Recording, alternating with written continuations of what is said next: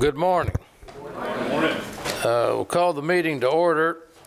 Pastor Claude Axel was scheduled to give the invocation, but he's having to attend a funeral, so I'll cover for him this morning, and then Jeff Edmonds, Director of Engineering Services, will lead us in the Pledge of Allegiance. Were you here to cover for the pastor? Oh, all right.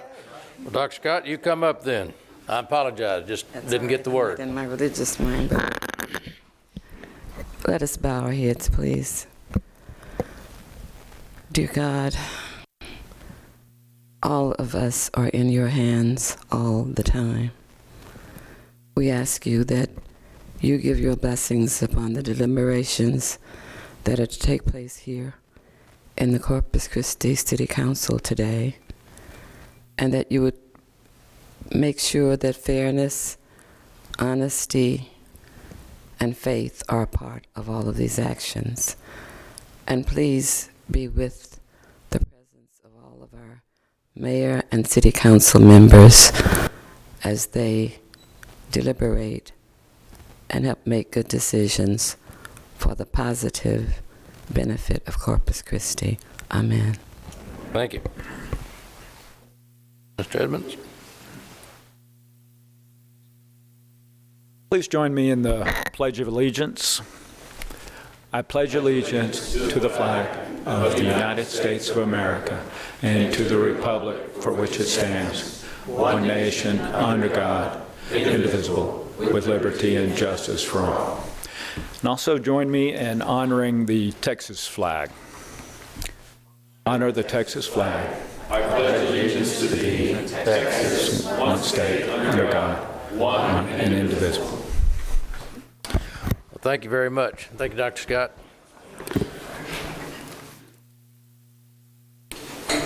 Ask City Secretary Rebecca Huerta to call the roll, please. Mayor Joe McComb. Here. Council members Roland Barrera. Here. Rudy Garza. Here. Paulette Guajardo. Present. Gil Hernandez. Here. Michael Hunter. Here.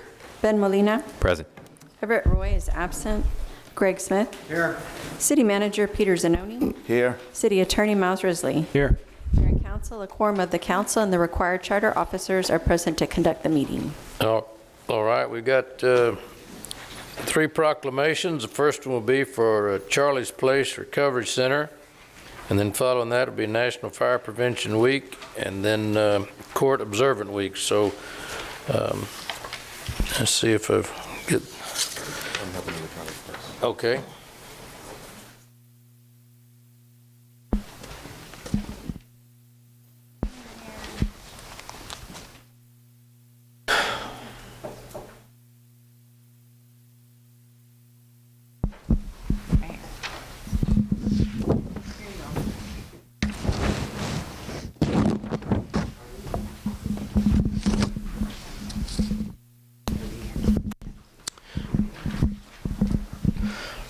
All right, this is recognition of Charlie's Place and the 1-year anniversary of the foundation taking them over. Is that correct?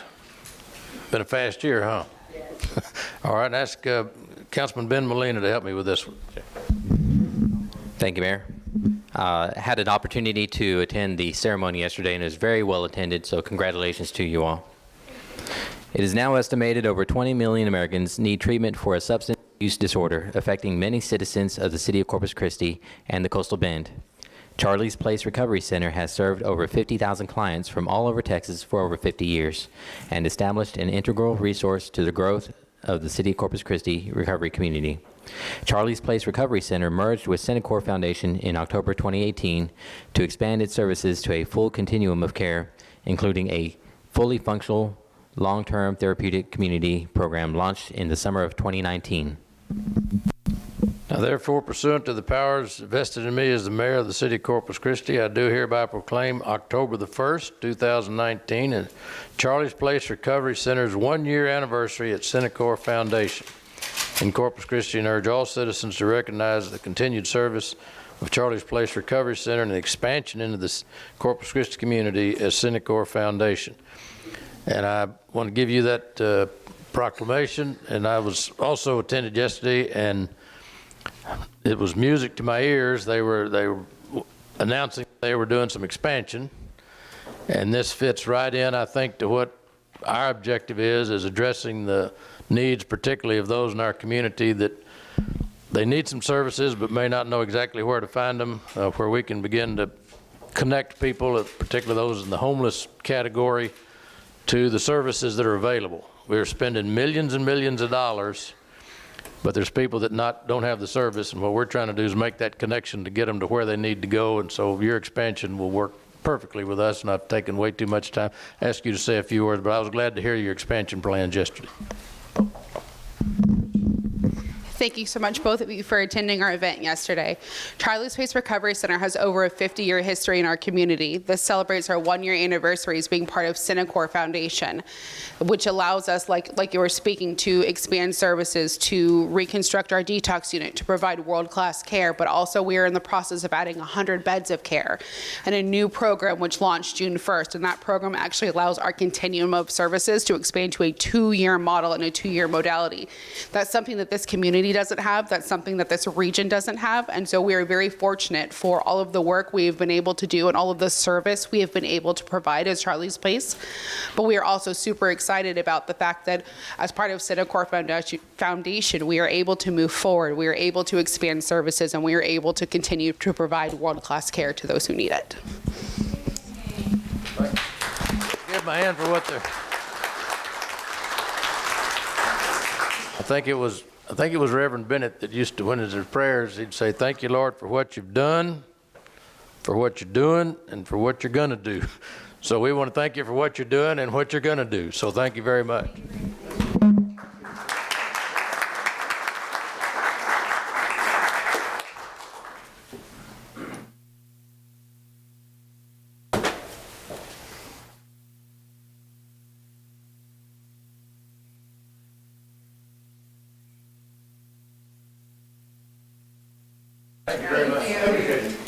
Thank you all.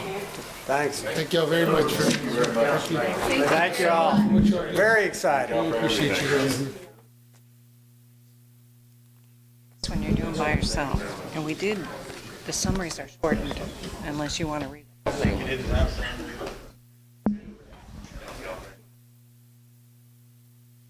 All right, the next one is National Fire Prevention Week.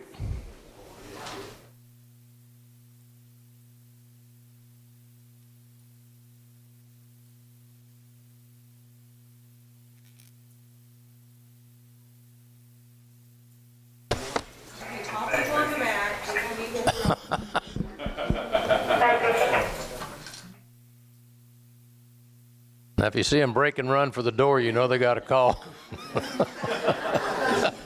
So they've probably left many a meal in your time of year with the fire department. There are lots of. All right. Well, this is National Fire Prevention Week. Fire is a serious public safety concern both locally and nationally. Homes are on the locations where people are at greatest risk of fire. Fire departments in the United States respond to 357,000 home fires in 2017 that killed 2,630 people, according to the National Fire Protection Association. Residents who have planned and practiced a home fire escape plan are more prepared and will therefore be more likely to survive a fire. All residents should make a home escape plan drawing a map of each level of the home, showing all doors and windows, and should practice the home's fire escape plan with everyone in the household. And kids learn pretty fast if you'll take time to show them what to do. They'll pay attention. The 2019 Fire Prevention Week theme, "Not Every Hero Wears a Cape," plan and practice your escape, works to educate everyone about the small but important actions that can take to keep themselves and those around them safe. Now, therefore, pursuant to the powers vested in me as the mayor of the city of Corpus Christi, I do hereby proclaim October 6 through 12, 2019 National Fire Prevention Week in Corpus Christi, Texas, and urge all citizens to be aware of their surroundings, look for available ways out in the event of a fire or another emergencies, and respond when the smoke alarm sounds by exiting immediately, and support the many public safety activities and efforts of the Corpus Christi Fire Department and emergency services during this week. Well, we appreciate what these guys do, these guys and ladies, and really what we'd really like for them is that they come to work every day and they're the most bored people in the world because they don't ever have to go out and fight a fire. So, but that's not reality. But we're glad you're here, and we appreciate all the work you're doing. I'll give you the chief. I'll give him this proclamation, and you have a few words. All right. Thank you, Mayor, for the proclamation. And, you know, as the mayor said, this is Fire Prevention Week that's done on a national level, but in reality, we practice fire prevention 52 weeks out of the year. And it all starts at the home.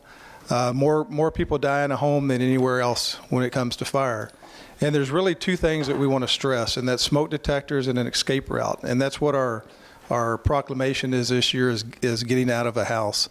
There's many people each year that die because they got out of a house and they're missing someone and they go back in to look for them. They die and the person they were looking for escaped. So there's plans to do that, having meeting places. So that's what we're preaching and practicing. We do that with the schools. We have trucks that are going to the schools every day this month, educating our children on that, and they're taking those plans home to their parents and showing them and coming up with those escape routes. That's important to do, and we encourage everybody to do that. Thank you. Well, thank you guys for what you do, and ladies, thank you for what you do, and let's get a picture. Appreciate it very much.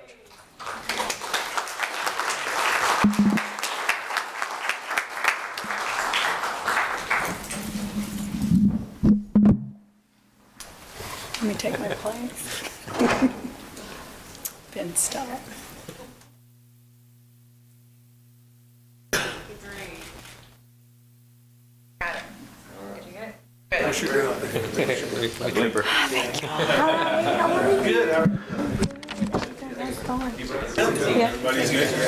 Your mom?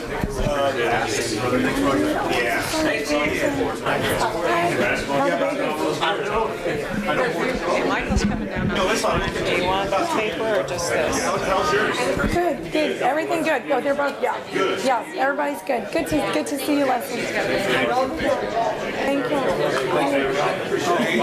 Hi. Appreciate that. You know, this all started. Hey, thank you. Hi, guys. How are you? Get the lantern in Chicago. I will. That's why fire prevention week came around. Well, Urban. we need Urban. Hey. Oh, my turn.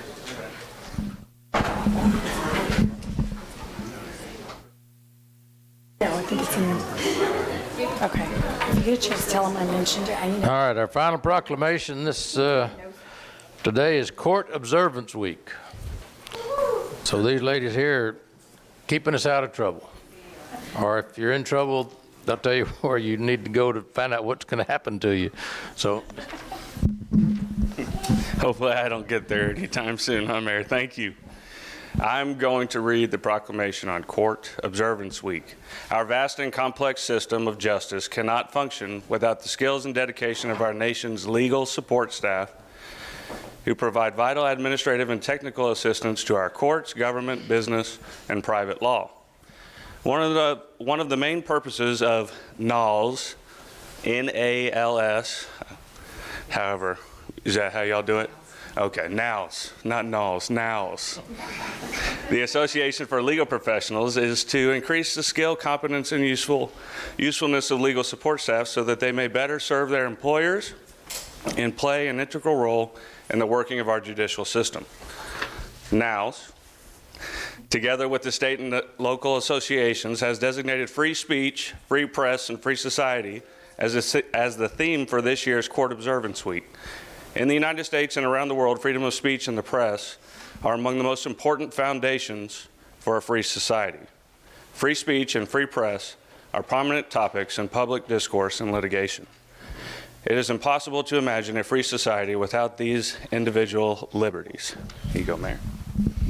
now therefore, pursuant to the powers vested in me as the mayor of the city of Corpus Christi, I do hereby proclaim October 7 through 11, 2019 as Court Observance Week in Corpus Christi, and urge all citizens to recognize the contributions of legal staff support to our system of justice and to commend their efforts to develop their professional knowledge and capabilities.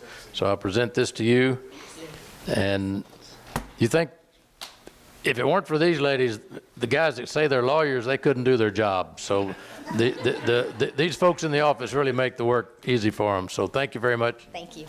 Give us a story a little quickly about your organization. Our organization, thank you very much. Our Our association is Corpus Christi Association of Legal Professionals. We are a tri-level organization with NOWS in Tulsa, Oklahoma, and the Texas ALP. We are all the legal staff. We do charity events, help out the community, and that's mostly D. Covered it all. Yeah. All right, well, thank you for what you do, and good luck to you, and keep the lawyers in line, will you?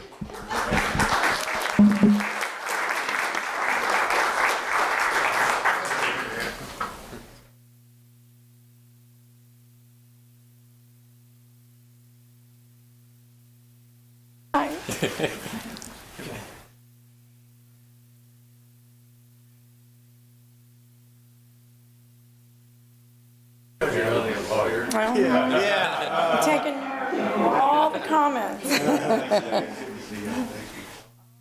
Wow, good job. Thank you for being here. Thank you all.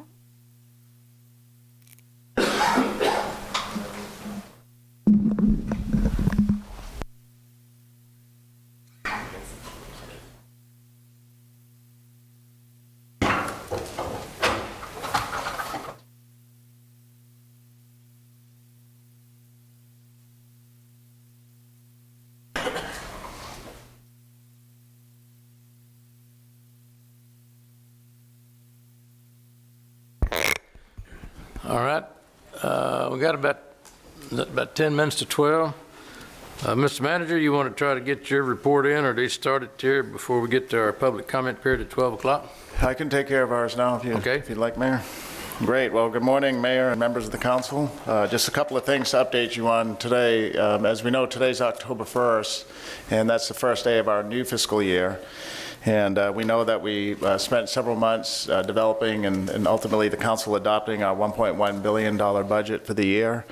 Just to remind us, it focuses on our basic city services of public safety, streets, our park system, maintenance, and strategic planning. As part of the budget process, a key thing to highlight today is that the Budget Office has developed implementation plans for all the initiatives that are in the budget.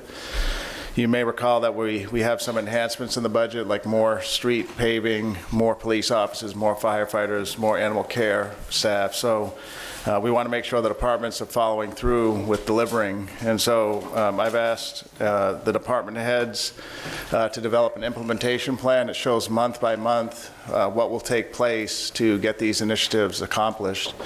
As an example, in our animal care services, there's additional funding for a live release coordinator and a kennel tech position.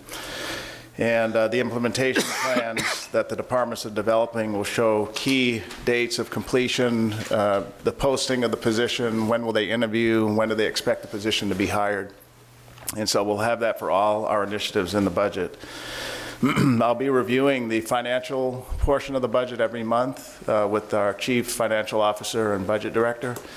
And when we do that review, I'll look at the department's quarterly plans to implement the budget initiatives. So we'll be able to see, are the departments on track? Are they slipping? Are they where they thought they would be? And we'll be able to get them back on track if that happens, rather than waiting to the end of the year and figuring out we didn't do what we said we would do.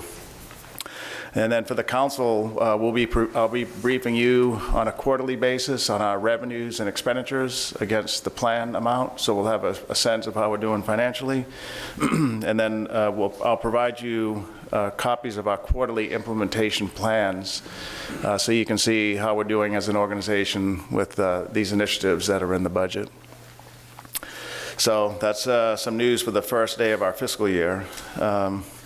Another issue to cover this morning is our water system. This isn't necessarily the billing part, although we're working on some of these lingering issues, but with respect to our water quality and our rating that we receive, in July, the Texas Commission on Environmental Quality, TCEQ, was here evaluating our compliance, state compliance requirements with our water system. We're a public water system, and we have to meet specific requirements with TCEQ.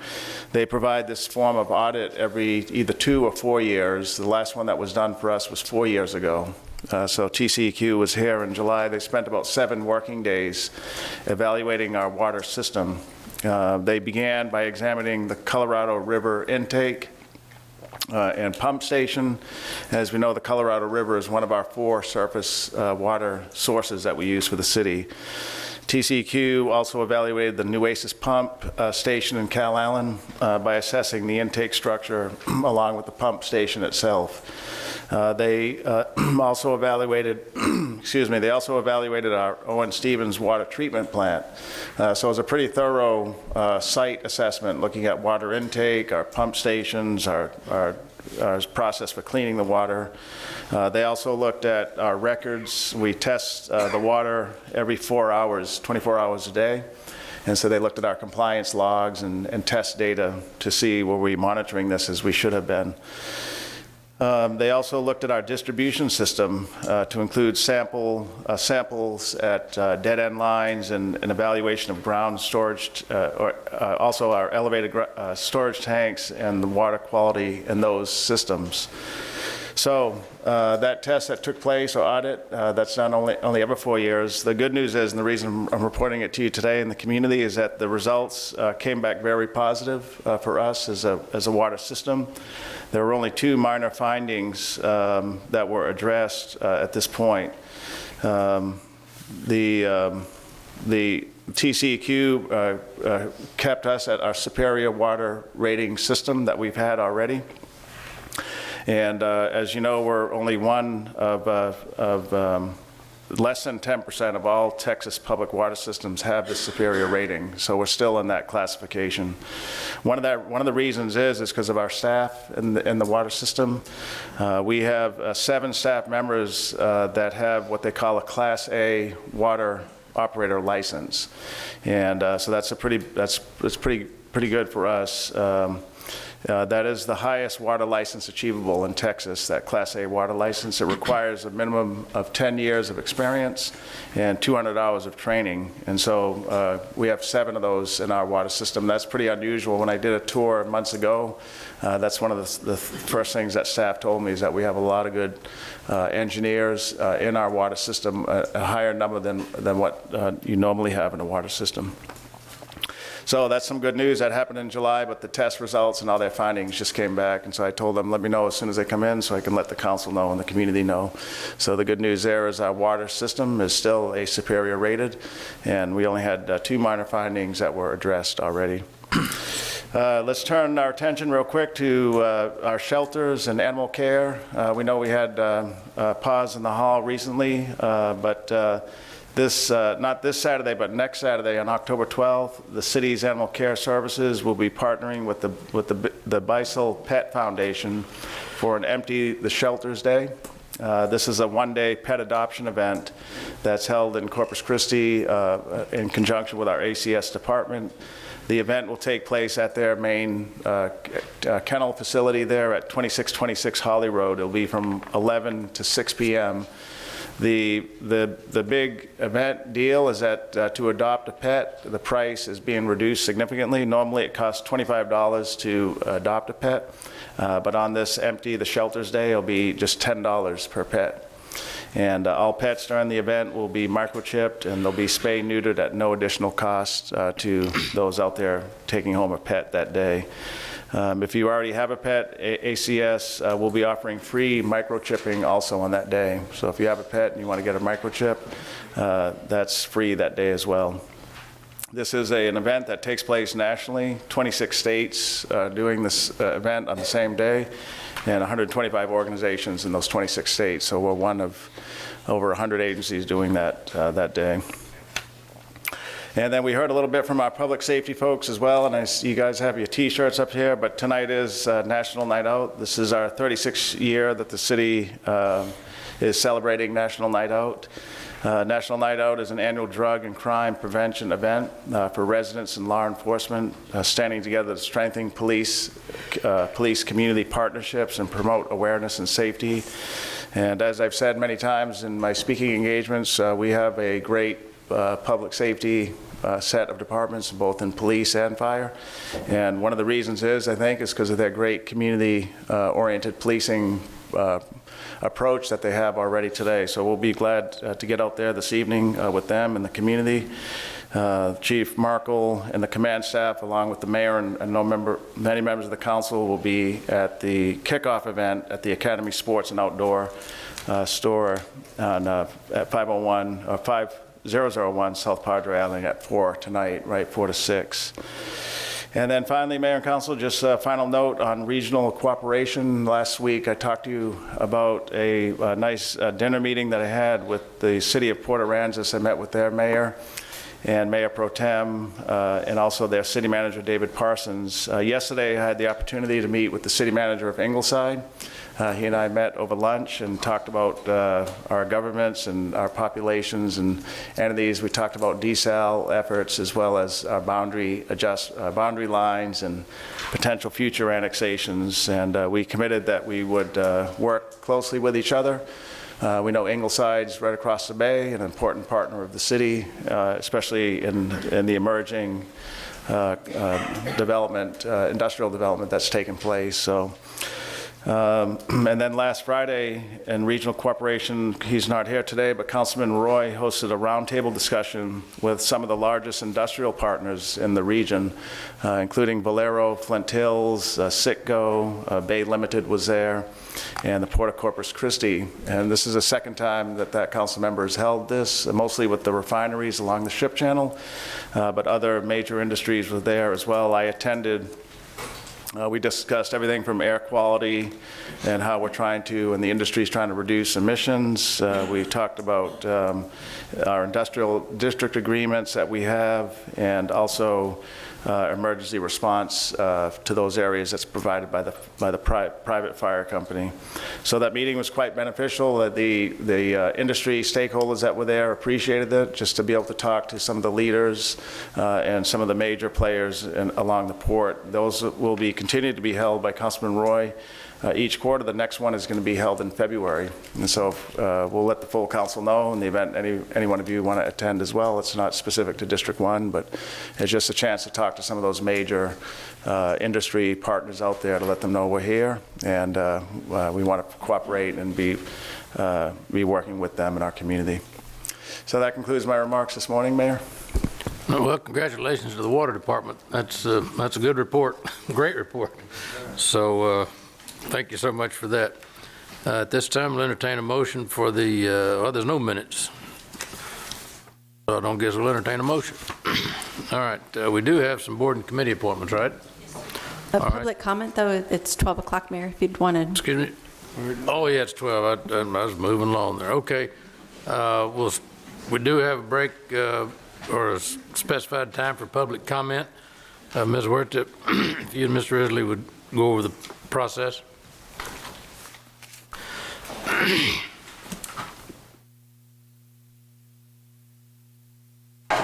Mr. Risley, you care to start?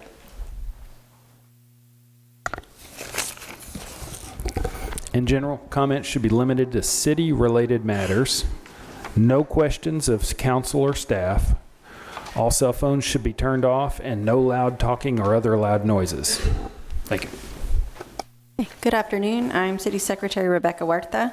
I'll be conducting the public comment period today. I'd like to remind everyone that a recording is made of the meeting. Please speak into the microphone located at the podium and state your name and address. If you choose to speak during this public comment period regarding an item on the agenda, you may do so. You will not be allowed to speak again, however, when the council is considering the item. Citizen comments are limited to 3 minutes. On the podium, you'll see a timer underneath the base of the microphone. It will let you know exactly how much time you have left to speak. And once your time is up, a buzzer will go off, and then you can conclude your comments. If you have a petition or any information pertaining to your subject, please present it to the City Secretary. And with that, we'll start public comment. At this time, we have 8 people signed up. The first person on the list is Roland Chason.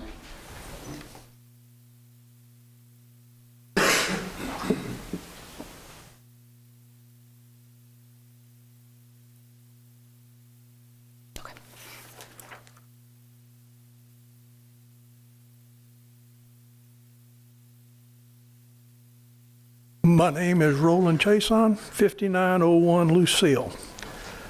I received a notice of a set-out violation, and I didn't like it, but I went ahead and I paid it. But then after that, I received a summons from municipal court.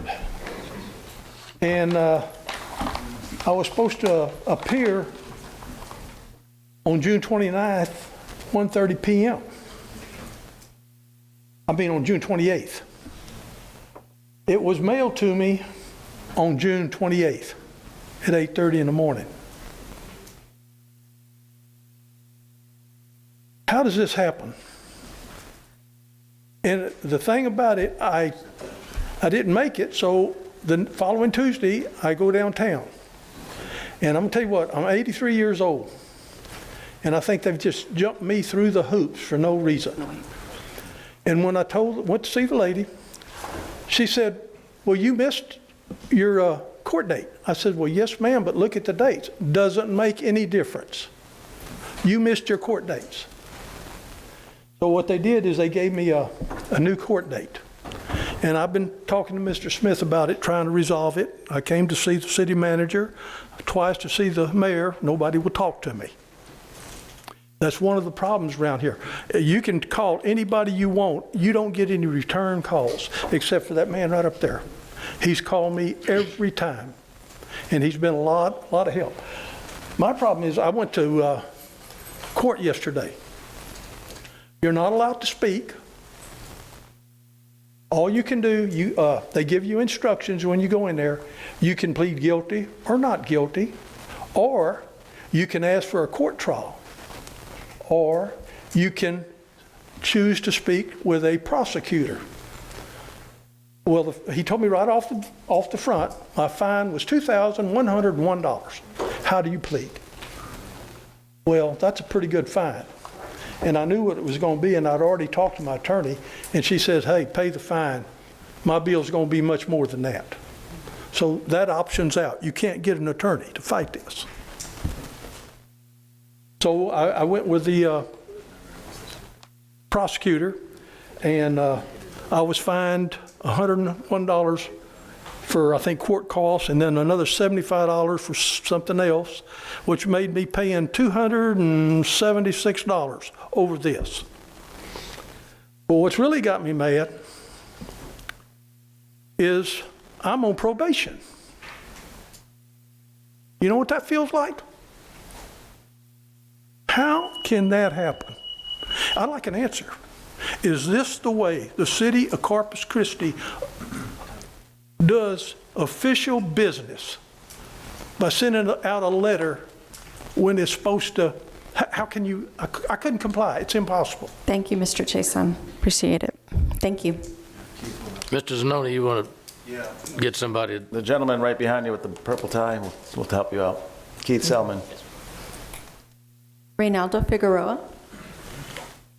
I'd like to defer my comments until. All right. And I believe everybody else. Okay, so for item 20? Yes, ma'am. Okay. Richard Bailly.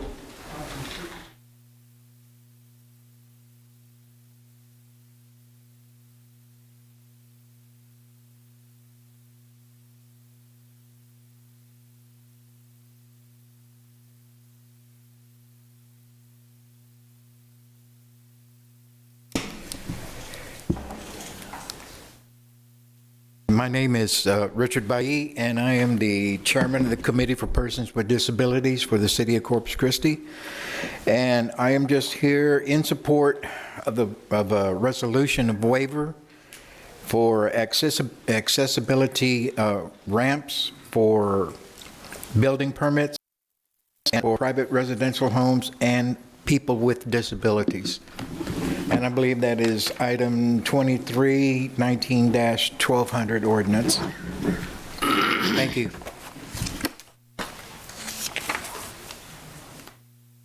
Gloria Scott. Right. Well, thank you very much.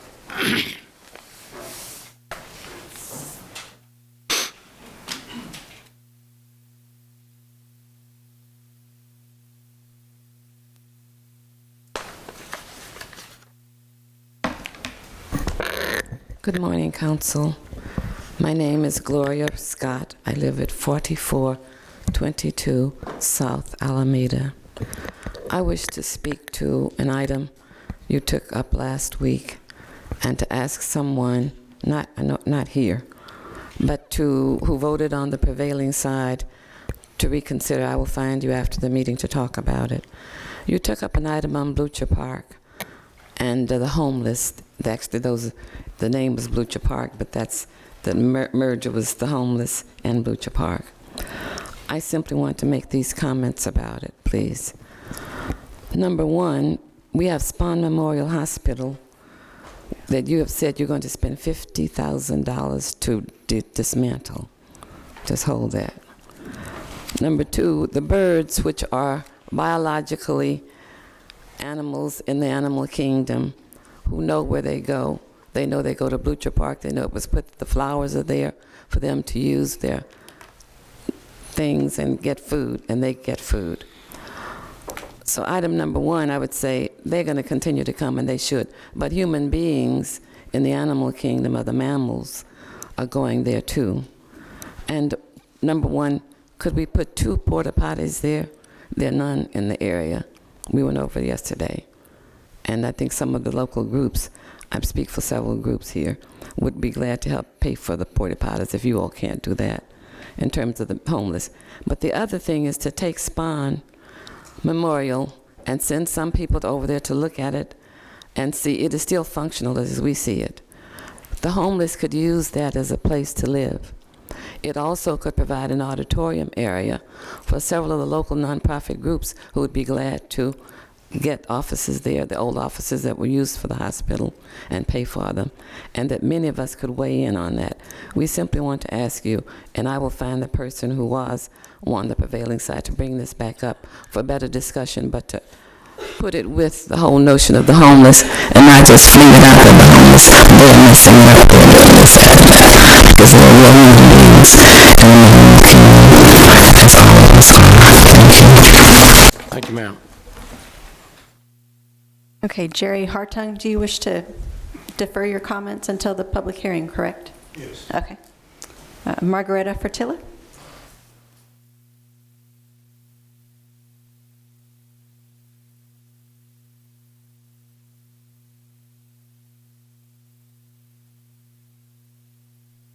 Good afternoon, everybody. Margaret Fratila, 3606 Tripoli Drive.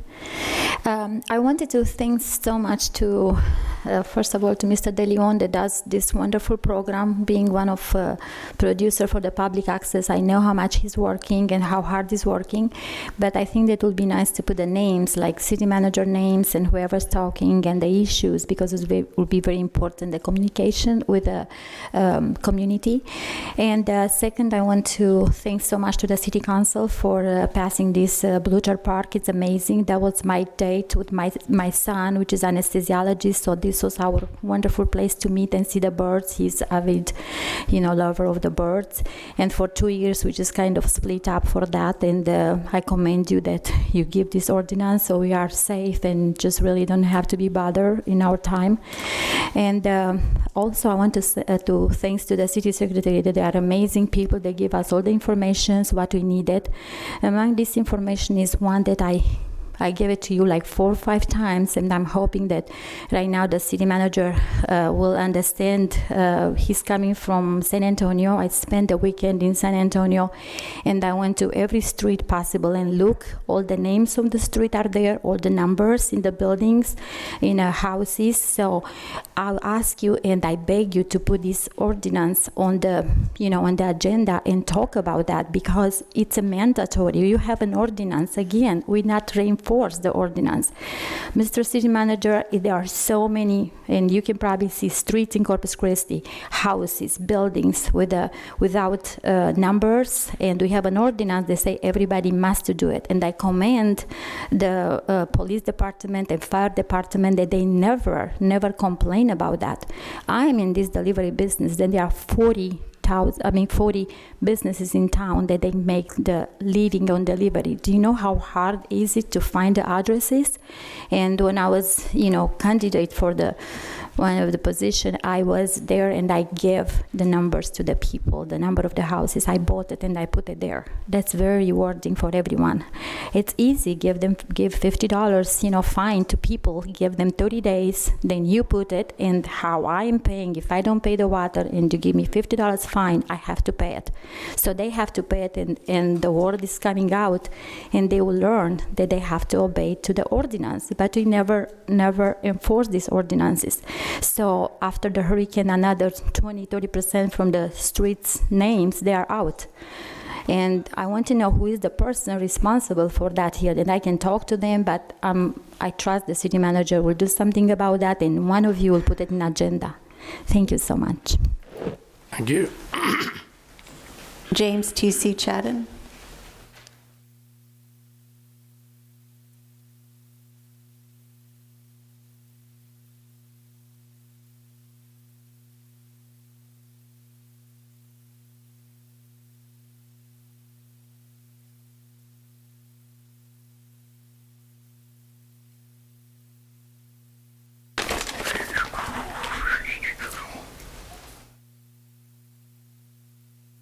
My name is James T.C. Chadden. Live at 1718 Arlington Drive here in Corpus Christi, Texas. And I want to say, first thing I got to say is I'm 71 now, so I'm right behind you. And I'm older than all you guys. No problem there. And thank y'all for being there this morning. Really appreciate y'all at the Veterans Roundtable. I'm speaking of the suicide stuff. Anyway, I'm also a committee member of the ADA, and I usually sit about right there. But anyway, I'm going to say I'm in support of that thing too, that item 23, the 1900, 1200. I'm in support of that too.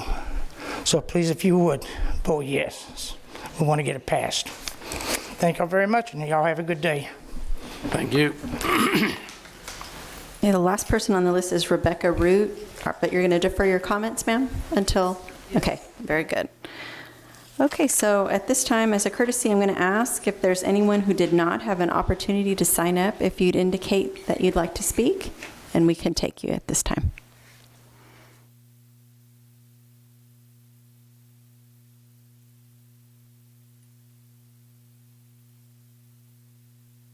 Sorry, I heard too late to put my name on the list, but Yes, it's ready. I don't know. Facebook post. Is your microphone? Let me turn your microphone on. This is a Facebook post that a group I found. And Ms. Thomas, I know you've been here a while, but can you please state your name and address for the record? My name is Mimosa Thomas. I live at 710 Ponder Street, 78404, District 2. This is a Facebook post that I unfortunately did not see until after the Vuchner Park vote last week, which every council member here claimed up and down was not about homelessness, was about a deed. And when a group of concerned citizens, including myself, found out about this ordinance, we begged the council to delay the vote for a week or a month, so that we could find safe placements for the people who lived in this park. Not because we wanted a safe place for the birds too. We wanted the park to be a birding sanctuary, but we just wanted to do it responsibly. We wanted it to be done the right way. We wanted things to, we wanted the right shelters and and placements to be in place so that people wouldn't be suddenly displaced without warning.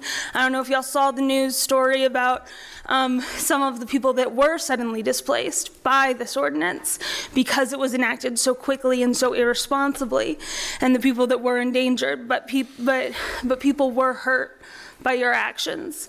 The only council member here who was responsible and tried to do it the responsible way was Councilman Molina, who did motion to table, and not one of you had the courage or the moral responsibility to stand with him and try to protect those vulnerable citizens that you also represent by waiting and doing it the responsible way. And for the life of me, I couldn't figure out why you wouldn't just wait until you had the systems in place to take care of these residents.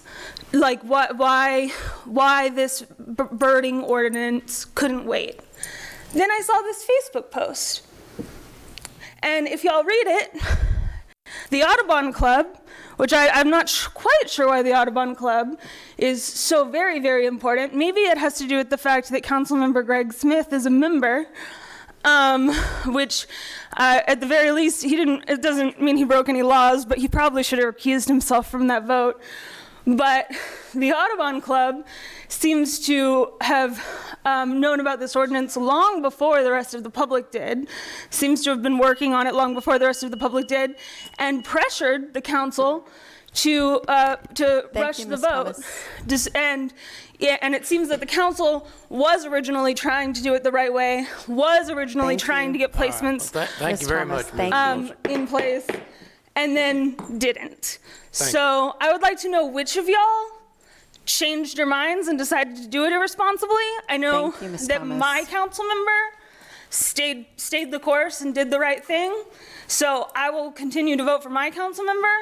But as far as the rest of y'all at large and the mayor, I would like to know which of y'all flipped or changed your minds due to this pressure, and I'm very disappointed and I feel very lied to.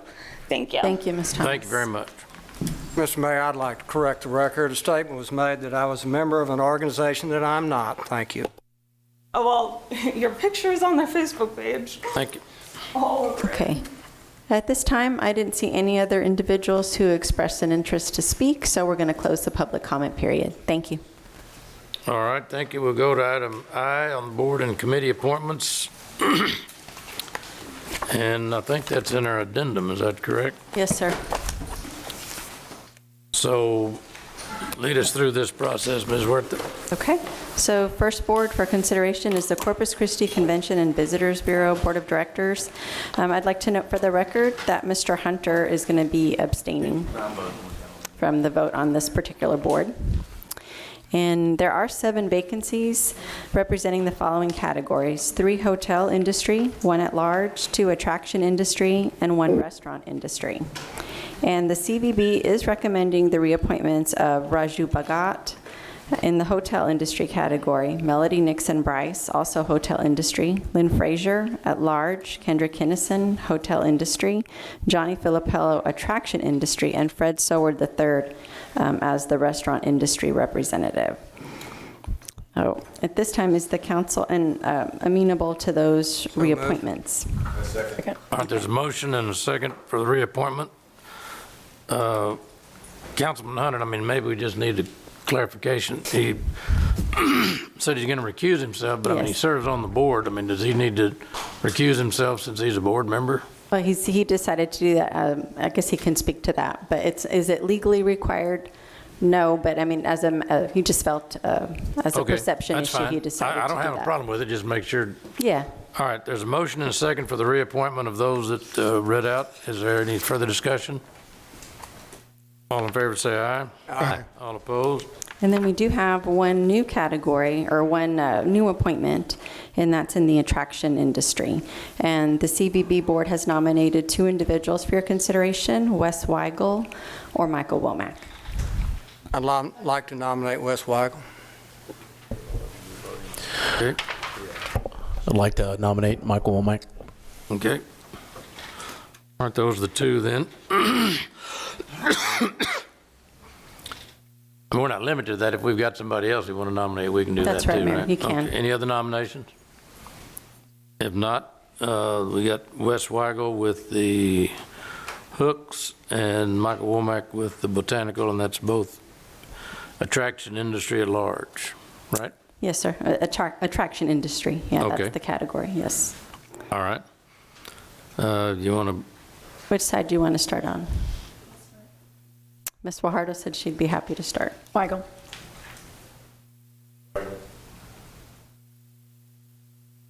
Weigel? Missing two here today, came fast. Weigel. Weigel. Womack. Womack. Okay, well, thank both of you. Thank you. That, Mr. Weigel both good is- folks, we just had one spot. That's So right. We have that problem sometimes. So Mr. Weigel's appointed. Okay, thank you. Thank you. All right, the next is the, Ethics Commission. And we do have 3 vacancies, and this, the Code of Ordinances requires that the members be appointed by 2/3 of the full council, which would be 6 votes. We have 3 members who are seeking reappointment, and they are Rob Bailey, Richard Hood, and Craig Rogers.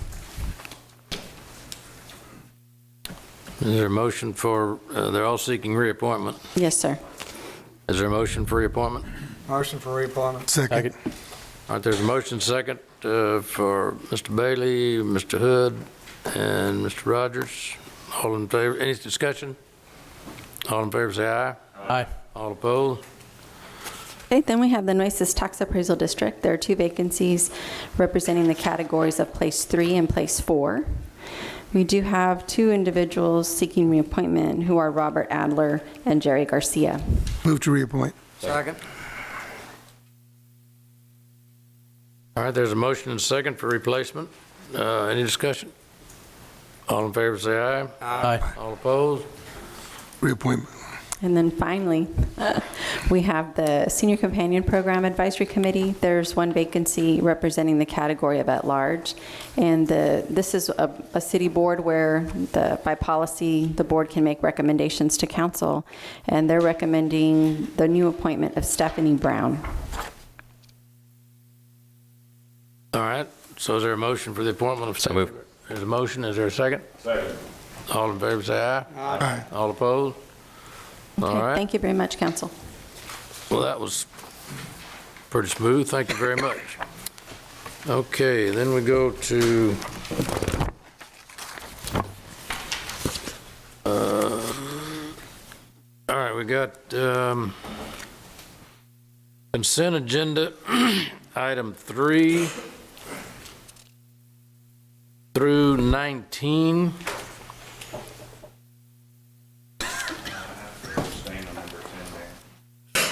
All right, then we'll pull number 10. Anybody on the council have any items 3 through 19? And Ms. Worth tells me item 27 needs to be included, but I'd like to pull 27. I'd like to get an explanation. That kind of caught, that's the first I'd heard of that. Just an explanation of what it is. Okay, on 27? So items, consent agendas 3 through 19, was it? And Yes, 3 through 19, excluding 10 and 27. Well, if you don't mind, we were going to include 27, the addendum item, as a consent agenda item. That was my understanding. That's fine. Okay, and I want to pull item 18 to Oh, discuss. 18 also, okay. Yeah, Mayor, if you'd like, on 18, the staff we were going to pull that to delay it for 1 more week or so. Do a little Okay. more background research. We'll table 18 if you're okay with that. All right. Mayor, I'd like to pull item number 4, 6, 12, and 13. Wait a minute, 4? And you say 6? 6, 12, and 13. 6, 12.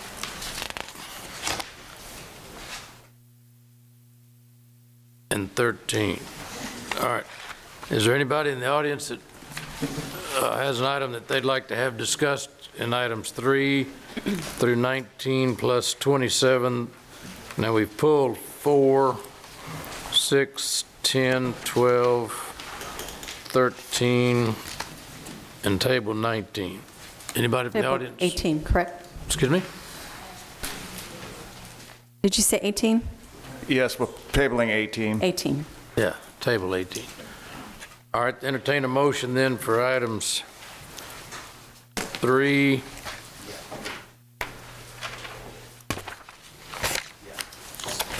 3, 5, 7, 8, 9, 11, 14, 15, 16, 17, 19.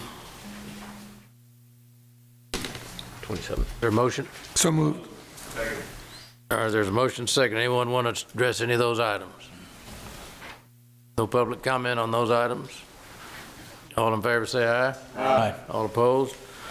All right, we'll go back to number 4. Mr. Hernandez, I think that was yours. Or who was it? Oh, did we? Okay, excuse me. All right. That's right. Let's entertain a motion then on. Second. All right, a motion and seconds on item number 10 with Mr. Hunter abstaining. All in favor say aye. Aye. All opposed? And the record reflects Mr. Hunter's abstention. Okay. Now, go to number 4.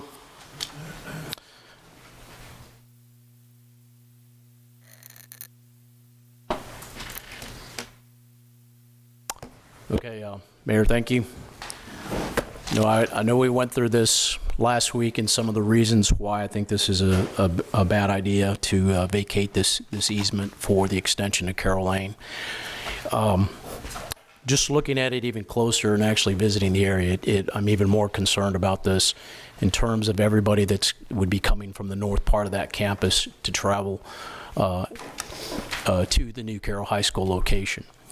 Without having anybody coming from the north would have to travel down Costors and make a left into campus. Their other option is to go travel all the way over to Weber, come back onto Weber and come back onto Saratoga, which would put more traffic onto Saratoga in the morning.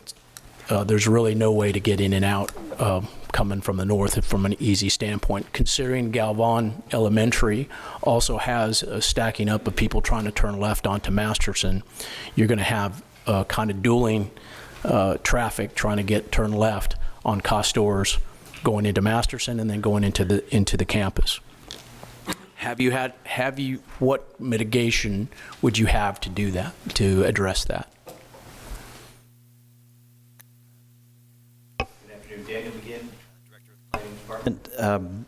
That is being looked at, some traffic mitigation measures. Renee Couture and our traffic engineering group is looking at that currently with their the engineer that did the TIA to see what mitigation measures could be placed within the Costors right away.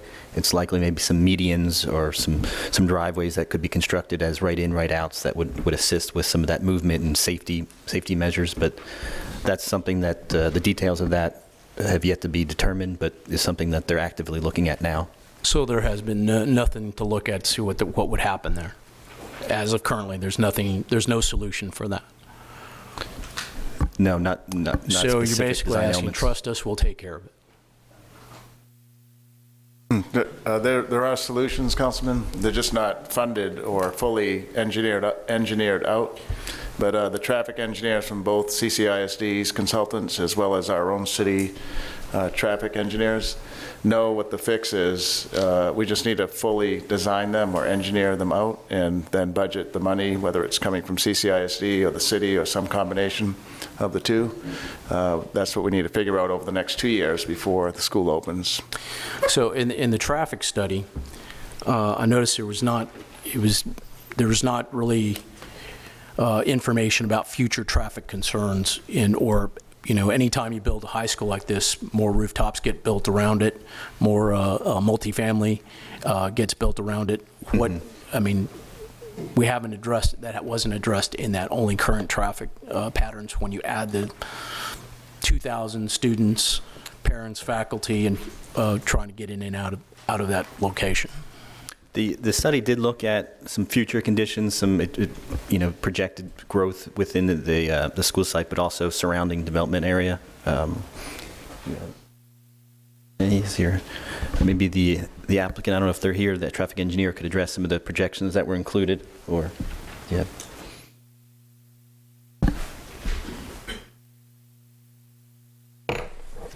Annika Yankee in planning. I'll just say that the traffic engineer, staff made sure that the traffic engineer did account for the development of vacant land in the area.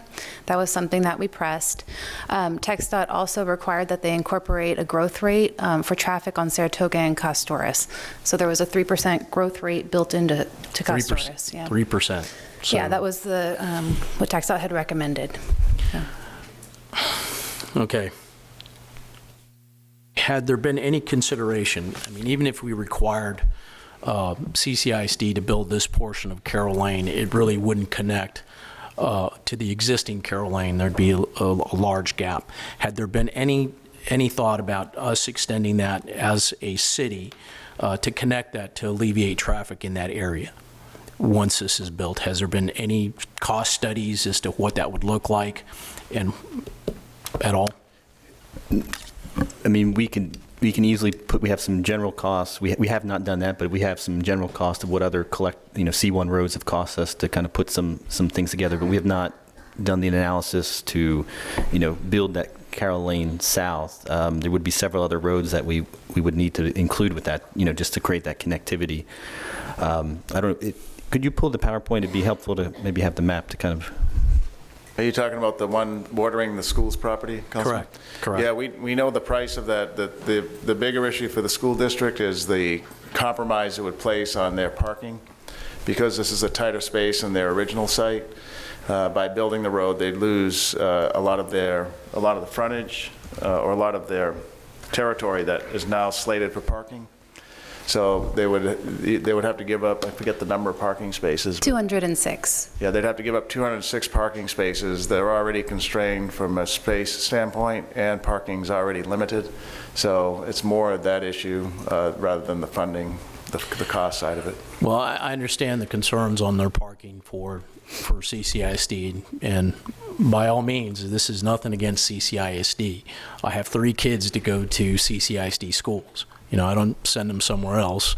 It's, I have one at Veterans Memorial right now. I have one at Grant Middle School, my daughter, and she'll actually probably be going to Carroll, this new Carroll High School. So this will affect me. I also have a son that's at Luther Jones Elementary. So I have a lot of friends and teachers that are teachers at CCISD. So this is by no means, I'm just concerned overall from a traffic standpoint in terms of how this is going to affect people trying to get in and out of this area. The turning left is a concern. People coming from the west on Saratoga, there's really not a way to turn into that campus. You're going to have to make a U-turn somewhere in there to come back to the campus to come there. Has that taken into consideration? There's a lot here to consider, and I don't feel comfortable in eliminating an easement, even if we don't make them build it. If we eliminate this easement, there's no way to get it back. Am I correct? Once we let it go, it's gone. Correct, sir. So, I mean, if even if you connect Masterson to the other side of Carroll Lane, that still doesn't alleviate the problem with turning left into the campus from Costores. There's really no way for anybody to avoid coming up Costores and having to turn left into the campus. Am I incorrect about that? If you're coming south on Costores, I think that would be something we would be looking at, a traffic mitigation measure, maybe to funnel that into one entrance point. It's a kind of a left turn, kind of queuing. Right, and I look at this from the perspective of Veterans Memorial. I go there all the time. I had one son graduate from there, and I have another one that's there now. And if you look at people trying to turn left on Cimarron, and the queuing back there, it goes all the way to the church back there. It's about 25 cars deep on some occasions. But that's Cimarron. And it's not quite the traffic that you have in the morning on Costores in that area. not to mention all the additional traffic you get coming down that are traveling north on Costores from Saratoga that you're going to have, once that school is open. So, I mean, I just think there's a lot to consider there, and if you're going to eliminate a traffic option or a street option from Carroll Lane, I would hate for us to be in a position where we have to sit there, because they're not going to complain to CCISD when there's traffic problems. They're going to complain to us, and they're going to complain to you guys. So, I mean, is this really the right thing for us to do?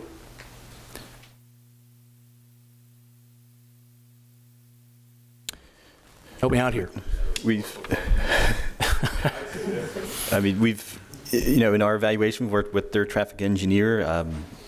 The request, met minimum conditions, as far as, traffic and minimum conditions? Well, minimum level of service, with the surrounding intersections. And we have looked at, options within their site, and they're going to be working on traffic mitigation measures on Saratoga and Costores that should help funnel the traffic in and out. But yeah, we're comfortable with the recommendation to remove it. Okay, well, I'm still going to vote no for this, and I encourage my fellow council members to vote no on this, because I believe it is the wrong thing to do for traffic-wise. I understand the minimum requirement is just two streets on a school like of this size, but I think we're sure. And thank you, Councilman Hernandez, for your comments. I mean, I'm going to have a new high school. Yes, there are concerns with traffic. This morning, I left the house on Everhart and Saratoga at 7:45, and I got to Crosstown at 7:57, and going through basically 3 school zones and traffic congestion from a charter school.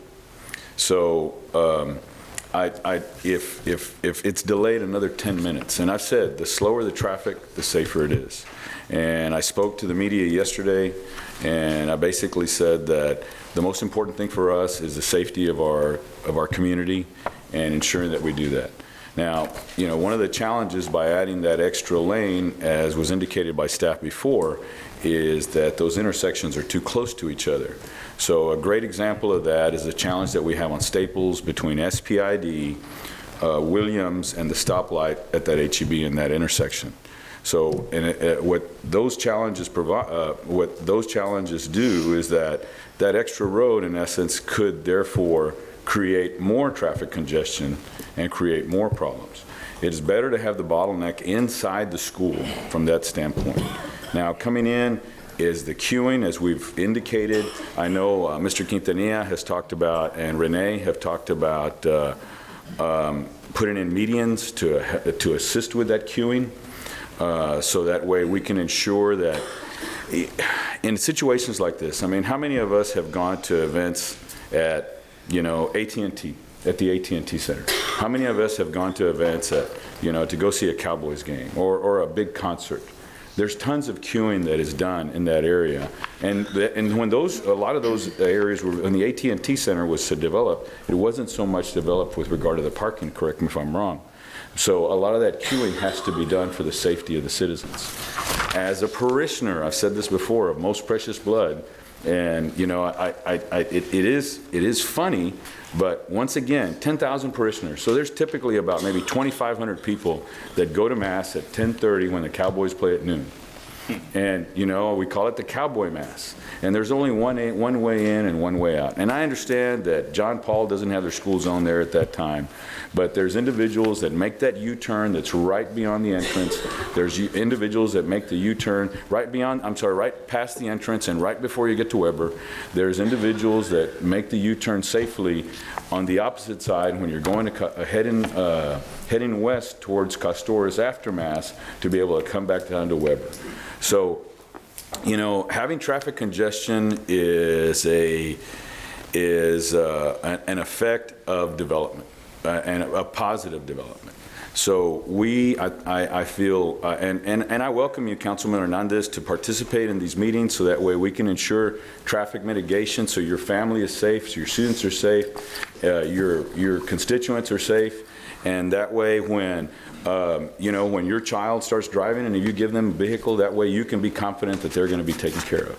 So once again, I said this is one of several meetings that I've already been engaged with. I know there are times that we may look at things as far as financial liability, but that's important to us.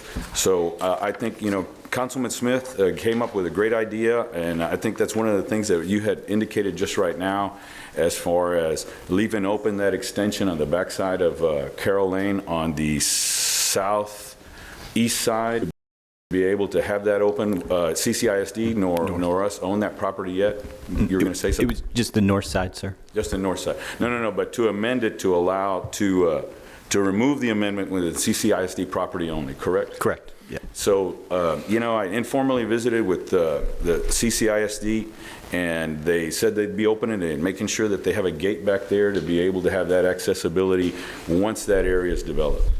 So, I think this has been a testament to us working all together between TxDOT, CCISD, and the city, and we appreciate your comments. And I think this is a good project to move forward. And with that, I move for approval with the amendment that I had suggested. Mr. Smith? Second. They mentioned the amendment, but I haven't heard an amendment. Okay, go ahead. Point of order, do you have to do the amendment to it first and then approve it? Can you make a motion to amend so it's very clear? And Okay, my apologies. I move to add an amendment to remove the amendment within the CCISD property only. And you want to show that for everybody, Dan? That section right there. Yeah, your amendment, that piece would remain. Yes, and then we would absolutely. work, in the future, that leaves the opportunity for the campus, if needed, that they could go to the north, and we would be working with that property owner to determine the exact design of what that road needed to be. So it allows for some future options. Absolutely.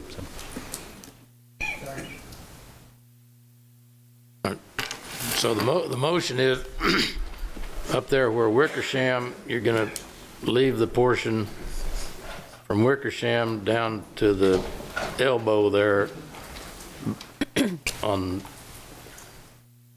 the west side of the ditch. Correct. I mean, you're going to keep that easement. Correct. Close the easement from there to Costores. Yes, sir. And there's going to be a bridge. Wickersham then will cross the ditch to get to, what's the name of that street? Masterson? Correct. Yeah, we'll have to work that out, the name, but yeah, it kind of rolls into Masterson and Carroll there as it kind of curves. And so I'm assuming since CCISD is not going to have to build all this road, they're going to build that road? Yeah, the CCISD would not have any obligations to build any roads with the amendment. Well, but since, if we don't do this, they're going to have to build a road parallel to their ditch, right? Well, that would be something they'd have to work out with the site design, and they'd have to have some kind of private drive internally. As a goodwill gesture, since we're eliminating that and not requiring the road, then they can use the money they were going to spend on that road to build our new road over to Wickersham to get us across the ditch. Sounds fair to me, doesn't it? Maybe a question for them. I see somebody rising back there. You a CCISD? No, he's sitting back down. He was just being a gentleman. I think that's something we can negotiate. Yeah, Mayor, there is going to be some cost here associated with this. If you put in medians on Costores, if a traffic light at Masterson, I mean, there's going to be some costs. I mean, Masterson needs some help now, whether CCISD builds Carroll High School or not. I mean, I pulled by there the other day, and they were and this was good weather. It wasn't rain or anything else. But I mean, I pulled over, I was coming down Costores going back to my office over on Saratoga, and I mean, there was traffic all the way from Galvan down to Costores, back to Costores, headed back toward PID, of parents backing up when school is out. And that's an everyday occurrence. And this was good weather, it wasn't bad weather.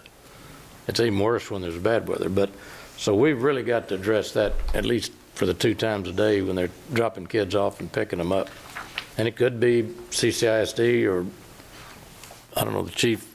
We don't need to be getting having a policeman every day school starts, that ought to be a police department, the CCISD police in terms of traffic direction or something, but that really is a problem today as with the green fields. So never mind Carroll High School, but I do think if when Carroll comes in, there will be a light requirement on that almost. I really don't know the answer to that mess unless you just go in and you buy some more right away from Costores down toward the school to have 2 lanes going in there instead of 1, because if you haven't been over there, you need to go look at it. It's a problem. Yeah, and also, if you take a look at that, you might have to put a bridge right where Masterson intersects if you're only going to have that section of Carroll Lane on the other side, it almost makes sense to have the bridge go where Masterson comes straight out. That way you have a turnaround or a possibility for people as they're dropping people off to go out directly instead of having to come back in and do a U-turn and come back out if there's no gate or if there's no way to get into the campus from there. You see what I'm saying? In terms of if you go straight, make a straight line to Masterson across the bridge, across to the other Carroll Lane, if you're going to keep that section open. But if we keep the easement there, we'll let the engineers design where the best connections are. Yeah, if you have a dead end into a gate, you're going to have it's going to get not used when school's out, and it's going to get overgrown, and you need to have some sort of continuity there. All right, so the motion on the floor is that we keep the easement down to the elbow on the west side of the ditch. That correct? I got my directions right? That's east side? Yeah, the Carroll Lane on the east side of the ditch, and I would say just from, the portion from Wickersham until the property that CCISD owns, which is the blue. You know what I'm talking about? Sure. Okay. All right, and there's a motion and a second. And we're making a motion on the amendment right now. It's a motion to amend. Okay, all of those in favor. Anybody from the public have any comment on the motion to amend? Yes, ma'am.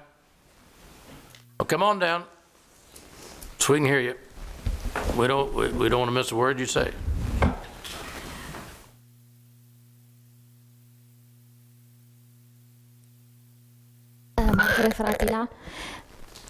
I live in that area for 35 years, and I'm agree with what Councilman Hernandez said.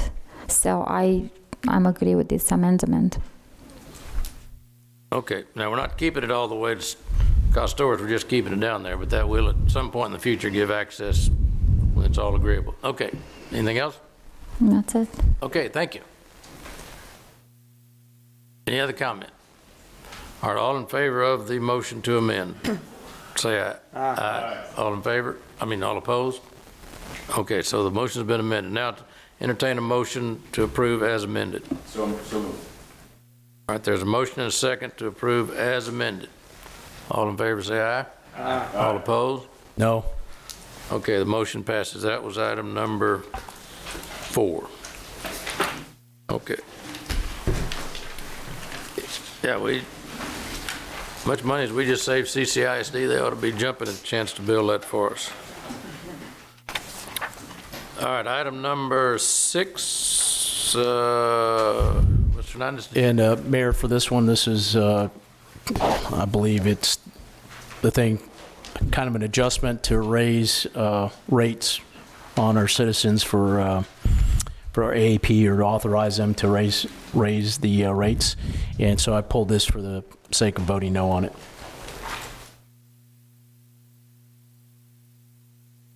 So you raised it for what? Right. So I raised it because I'm voting no on this amendment. So I didn't want to be on the consent agenda. Okay. All right. The franchise fees are a pass-through rate. I think that's the PUC authorizes, and that's the way they're done across the whole state, right?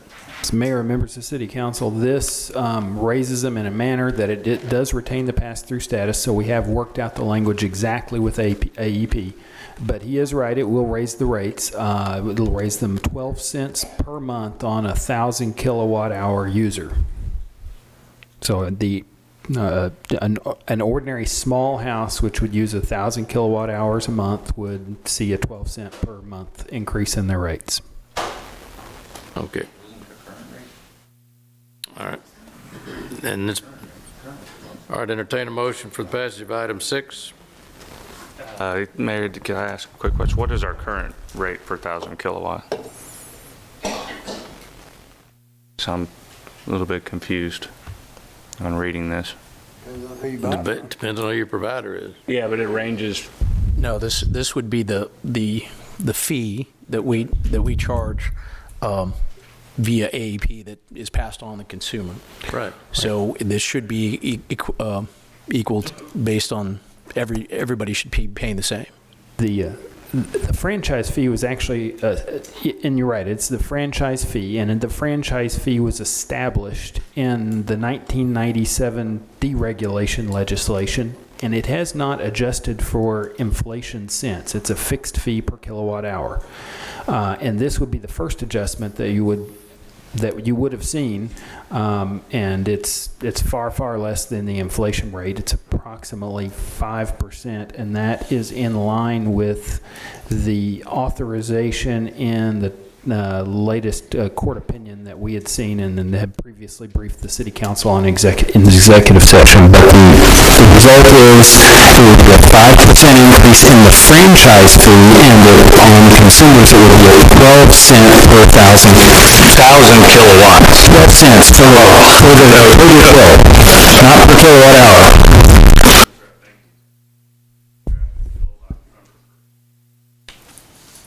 Okay. Thank you. And, I mean, this is the normal routine of business up until they said the cable companies and others weren't required to pay the franchise fees or something. The city has always defended its right to levy a franchise against people using our right-of-ways to do business, and we salivate at the idea that we collect a franchise fee. So it's worked into the rates you pay. So whether it's broken out or not, you're going to pay that franchise fee no matter where you see it on the bill.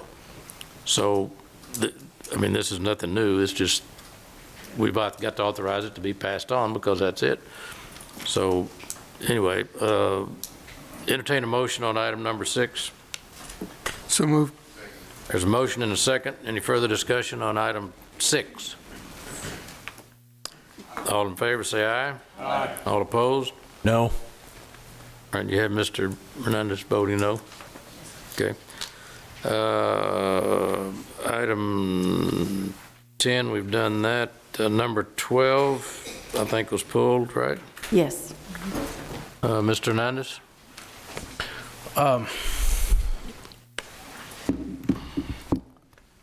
This has less to do with what it's for as opposed to how the contractor's written, so it's not a question of you. Sure. I have stated many times where I'd like to see specific comments on, especially on these low skill labor type contracts, that would include some language about ensuring that we use that legal labor is used for this type of work, and it has not been included. It's been kind of kicked into a general phrase, and I understand what the council is doing it. So, for that purposes, I will be voting no on this particular item. It has nothing to do with what is actually being done. Okay, thank you. Thank you. So exactly what is the council doing that you don't agree with? It's not the council. It's the way the contract is written. The clause. Well, what's the clause that you got a beef with?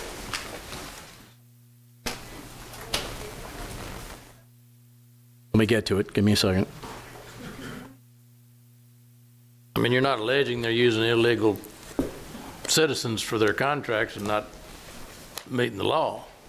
They signed a contract to say they meet all the laws of the state of Texas and the United States. Oh, that's correct. Well, Ms. Baker's confirmed that 3 times, though. So what's the beef? Right. Okay.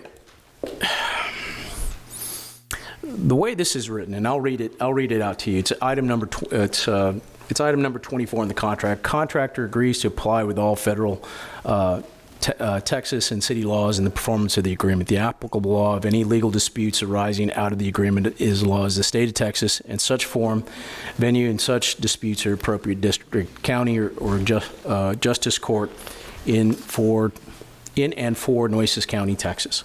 Okay, that's great legal language to say, please make sure you wash your hands after you go to the restroom. Are you going to actually check? Or are we doing a contract management for it? No, not exactly. According to the Immigration and Naturalization Act of 1986, it does not absolve us for contractors using illegal labor.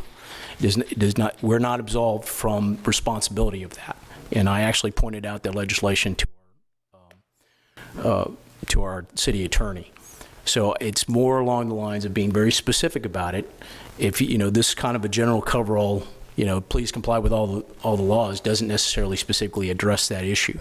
And I want to make sure that we address it specifically in our agreements, especially on these agreements that have that are low-skilled type agreements like mowing and that type of stuff. So that's my specific aspect of it. I understand that this has a general coverall and should cover us legally, but not really. Thank you.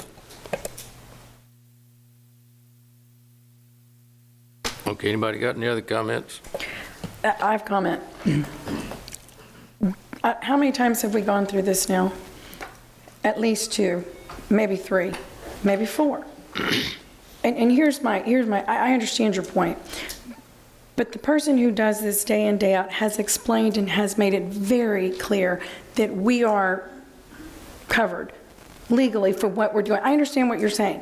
And plus, there's so much time to be able to discuss contracts with whomever is presenting outside of here. And I'm annoyed because this is several times. Well, you don't think I've talked about it beyond this? I don't know. All I know is I have talked about it beyond this, and nothing's changed. We're repeating the same things. Ms. Baker, who does this is her profession, this is what she does, has let us know we absolutely are following state and therefore local guidelines. So, I mean, if you want to write something and hand it to her to be put in the contract, I'm not sure that is our job. And I'm sorry, I wasn't doing that. It sounds like it. Well, it's not. And that is to Mr. Zanonis. This is his employee. My point here is, Ms. Baker, you've made this very clear, and maybe you need to make it clear again. Do we need to rewrite this contract again? Mr. Risley, you're legal. Where are we on this? Because we're going over and over and over the same thing on the same issue.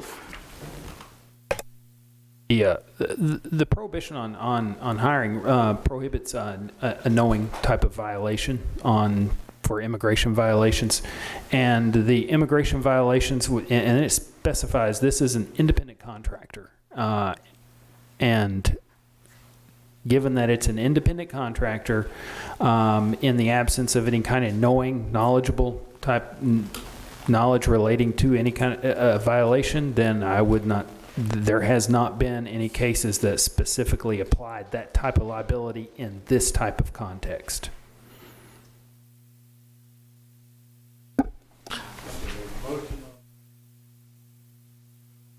There's one other aspect of this. There's a clause here that allows for subcontracting, but that does not address it in this particular either one. So if there's a subcontractor working for the contractor, it doesn't require them in this language either. Is that incorrect? Contractor, subcontractor, they get into it. I don't think that's our problem. Mayor, can you turn your mic on, please? Sorry. I mean, the contractor we've got a contract with, who's we look to for compliance. And if they're subcontracting, then they'd better look after their subcontractors to be in compliance, because then they're not going to be in compliance. We don't have the time. I mean, any contract we enter into, they're a private contractor, and they've got to abide by the contract and the terms agreement. We don't have time to go chasing them every day, making sure somebody washed their hands, I think you used the phrase. That's not our business. Our business is to contract with somebody and expect them to meet the requirements of the contract, and that's what we're asking these guys for.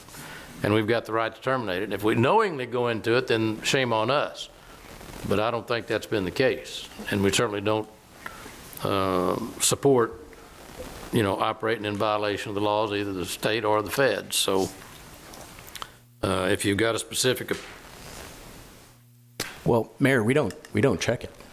We don't verify that their employees are U.S. citizens. So that's not something we don't verify anybody's employees are U.S. citizens. That's not our job. That's what I'm saying. So is that if you can specifically point that out in the agreement, that I think will cover If you us. comply with the laws of the state of Texas and the United States, you're in compliance with the laws.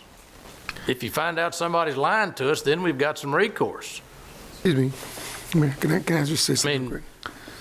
I'm sorry. I don't know where we're going on this other than we're fixing to vote after you get through talking. Go ahead. Mayor, I don't understand why we should single out and pick on a mowing contractor because he's got low skilled labor. Now, wait a minute. I mow the grass in my warehouse on Fridays. I think I got pretty good skill. Are you legal? Are you legal? Anyway. Yeah, I'm legal. I got my birth certificate, Memorial. You got your green card? Here's the issue is that I agree with Councilwoman Fajardo. How far are we going to take this? For the people that come and service food and during the luncheon, do you make sure, Councilman Hernandez, that all the people that you make sure that you enter an agreement with on sodas, that all of their employees are legal? I mean, you don't. You can't go to that extent. And I don't believe that we can go out there and make sure that every single restaurant vendor can come up here and say, hey, the guy that made the tortillas for you this afternoon is legal. I mean, I just don't. I think that's just carrying it too far. No. I mean, Well, I appreciate what you do, Kim. I really do. And I thank you for... We had a call for the question. All in favor, say aye. Aye. All opposed? We need a... No. Okay, All right. motion You second. want to call the Thank roll? you. Yes, sir. So Mr. Barrera made a motion, Ms. Fajardo seconded. Calling the roll on motion number 12, Mayor McComb? Aye. Councilmember Smith? Aye. Barrera? Aye. Garza? Aye. Fajardo? Aye. Hernandez? No. Hunter? Aye. Molina? Aye. And Roy is absent.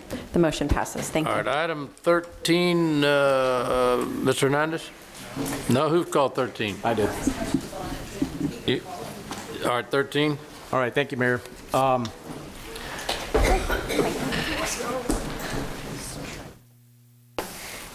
And I had some, after going through this, and I know that the CVB has been through some ups and downs here recently, and this is something that was interesting. In conversations, I noticed that there were some issues around the financial aspect of this, and I'm not on the audit committee. Probably Councilman Smith can probably address this more, but I think as part of this, the CVB should add a finance person to do evaluations of whether or not whatever they do actually has money, a return on investment coming on this. So I know some of the issue in amending some of these bylaws, but I think we should recommend some form of contract management that would have a finance background to manage those contracts within the CVB. But I didn't really see that. I know we had talked about it a little bit, but is that going to be a part going forward? Like, for example, I don't think you have a finance person on staff currently. Is it your goal to have that? Elizabeth Mason, Interim Executive Director of the Convention and Visitors Bureau. We are in the process of developing a job description for a finance and compliance manager. We are having a departure from our organization that enables us to kind of retool a position and focus it a little bit more in that direction. So that is a process that we are undertaking currently. Okay. I appreciate it. That was my main concern here is that if you have some analysis on the front end, and I'll give you an example. Last week when the water department came in and said that they were going to spend all this money to combine everything into it, they didn't do a financial analysis to determine whether or not they were actually going to save the money. Well, this is kind of somewhat similar. We want to make sure that whatever agreements the CVB enters into, say Fiesta del Flor, that you have a good financial accounting of what that return on investment would be. So that's what I'm asking about. Yes, sir. I don't believe at this point we've really kind of written out the business analysis aspect, which it sounds like is something that you're requesting specifically, but we can certainly speak with our exec. You have to have somebody in place to be able to do that, right? Yes, somebody yes, sir. with a So we finance can background. certainly work with our executive committee to refine that as we post the position, and we will pursue it. Okay, thank you. Ms. Wartho? Thank you. Excuse me, I'm sorry, Mr. Smith was ahead of you. Go ahead. Oh, go ahead. I'd like to thank everybody. This has been a long process. We've been working on it for just about a year right now. So we've got a number of people.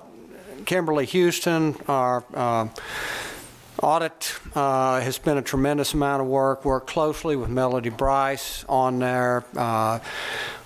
John Bell, Keith Selman on it, and recognizing some of the things that Councilman Hernandez has said. We've created the board now. You have a finance subcommittee with a banker on there with it that will help looking at that. But thank you all very much through this process. And what we've done on there, that the auditor and the audit committee made a number of recommendations to this contract with it. So we have made some substantial changes in there to address some of the deficiencies that we felt were there, the financial deficiencies with it. And again, thank you all for all your hard work. Okay. Just a point of information. And if this is the routine, this is routine. But, you know, the mayor has a position on there, or his appointee, and I think this contract makes them both official voting as well as everything else.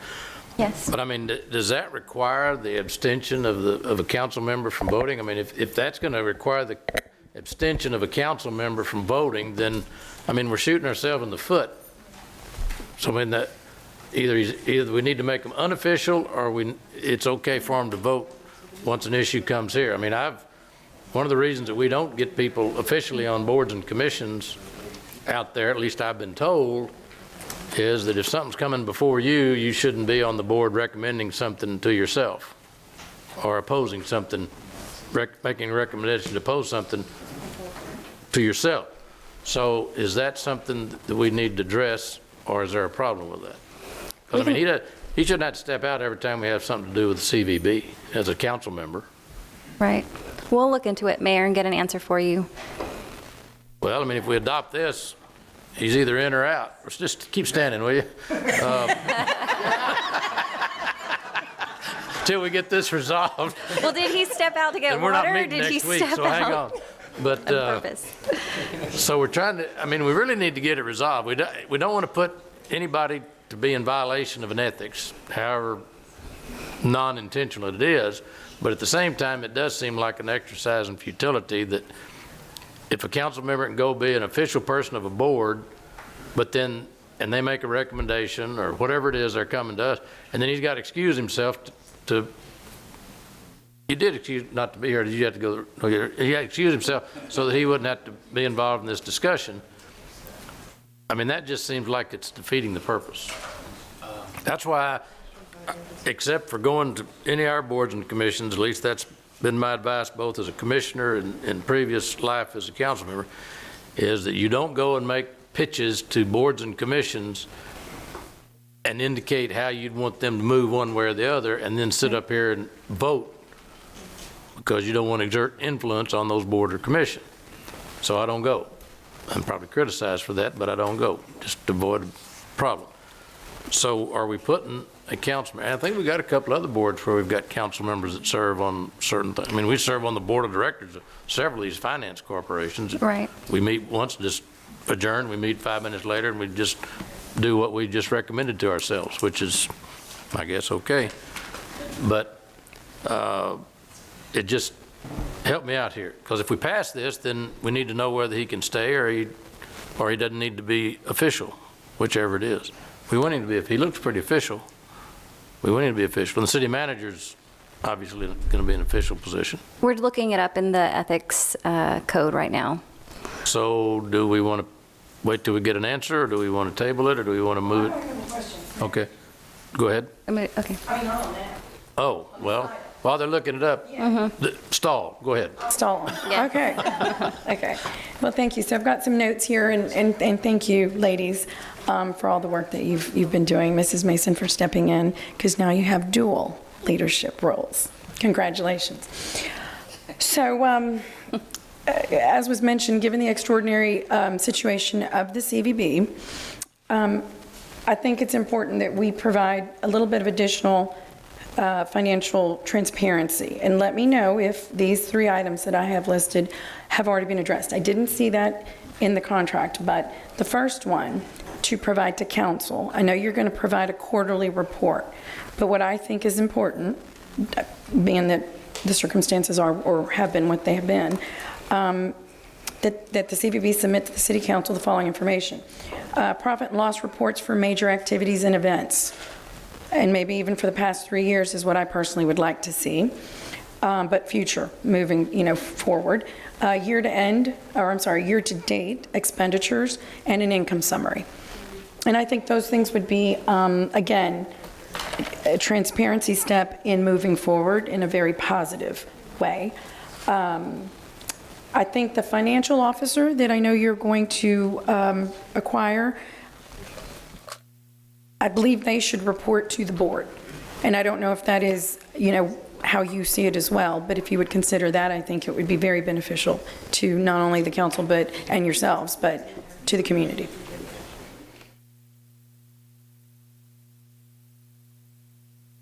Good? Okay. Yeah. Thank you. That's agreeable. Yes, ma'am. Thank you. And the in-kind has got a lot of flexibility, right? Okay, any other comments? Mr. Hunter?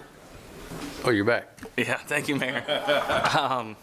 Earlier, when we voted this morning, I did intentionally step out for that. This time, may have been the other reason, but I have been concerned about it. I don't know what to do, especially on this one, because the mayor, I'm an appointee on behalf of the mayor, I believe, that the council agrees with. So I'm actually representing him as well. And it would be a little bit different than the type B board, because I think that is a pure council appointment. So I don't know how that would, Near ex if that officio would on affect type B anything. I just wanted to throw that out there. Okay. Thank you. We do have, our attorney Amy is going to read us the ethics code, but for this vote, since you're officially not on the board yet, it's going to take this vote to put you on the board. You can vote for this item, but the ethics code suggests that you shouldn't vote on future items once you're on the board, right? Yeah. So under the section of the ethics code labeled conflicts of interest, which is, if you go down to number 8, it says that you should abstain for any item that would provide an economic benefit to an entity for which the city official or employee serves as an officer or director or in any other policy-making position. So if that position on the board puts you in that sort of position, then the ethics code could apply.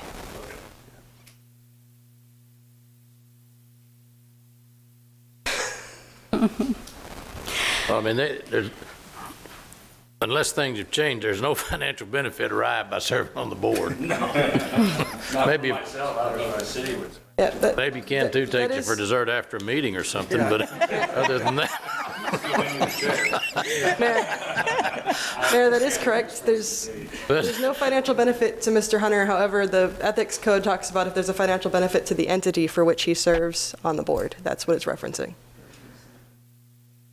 So should we just amend the contract? So, Point of order. Do we need to make a motion to remove that so that there's no conflict of interest from the agreement?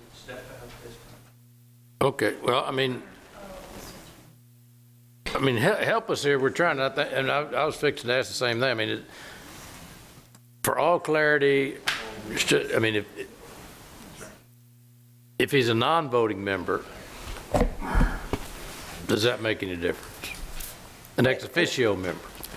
And it only references items that have an economic impact to the entity as well. So an administrative item that wouldn't have an economic impact would be a different situation. Well, I mean, there'd be very few times that we have a vote that don't have some kind of economic impact on the Convention and Visitors Bureau. Very, very. I mean, every time they come, it has to do with money. Pretty much. Pretty much. If we made that position non-voting, that give us an even number of voting board members, so we could swap. John, you want to have a seat? Uh-oh, the clock just started running. Talk fast. Happy birthday, by the way. Well, thank you. I think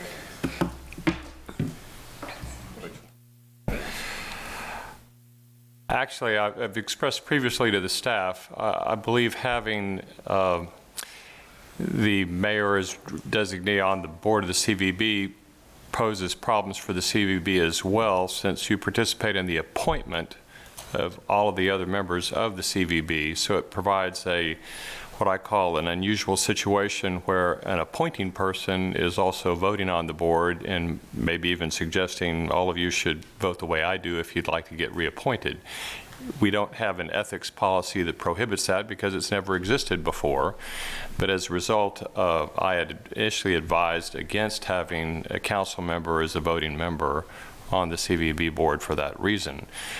With the Code of Ethics of the City Council, I think it's also illustrative that it just creates problems on both sides. And so I think the city might reconsider having this person as not only a voting member on the board, but also a voting member on the executive committee. So that person will be very intimately involved in the policies and implementation actions of the CVB in all it's doing and being on the executive committee. I could understand, and I guess where I was headed with this was if you do want to have a much more hands-on approach in managing the CVB, that's understandable, but the expense of that is the person probably should not be voting when CVB items come up here because you're voting on your own recommendation. But in the bigger picture of things, it is a pretty striking change for both the CVB and the City Council in the way things have gone before.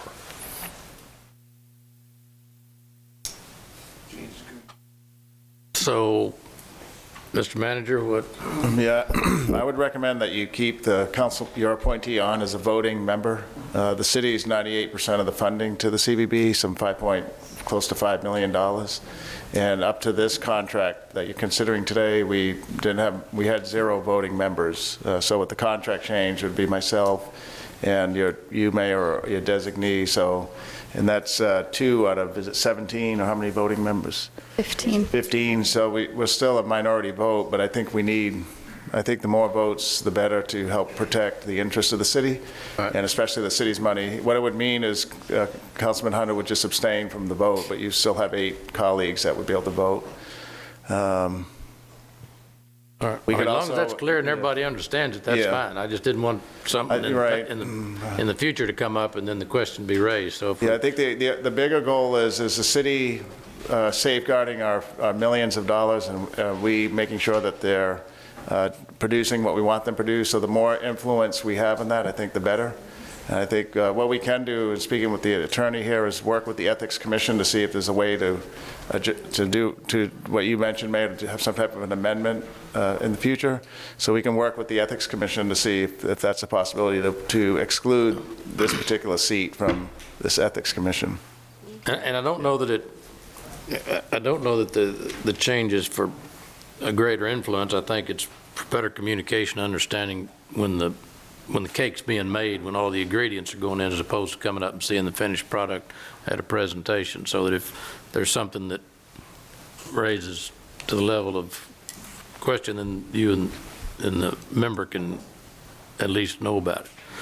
All right, so just in the future, then, this will be your last vote. But Ed will take you to get some ice cream on a la mode, is whatever you get. Okay. Motion to approve. All right, there's a motion to approve on item 13, and there's a second. Any more discussion? Any comments from the public? Yes, sir?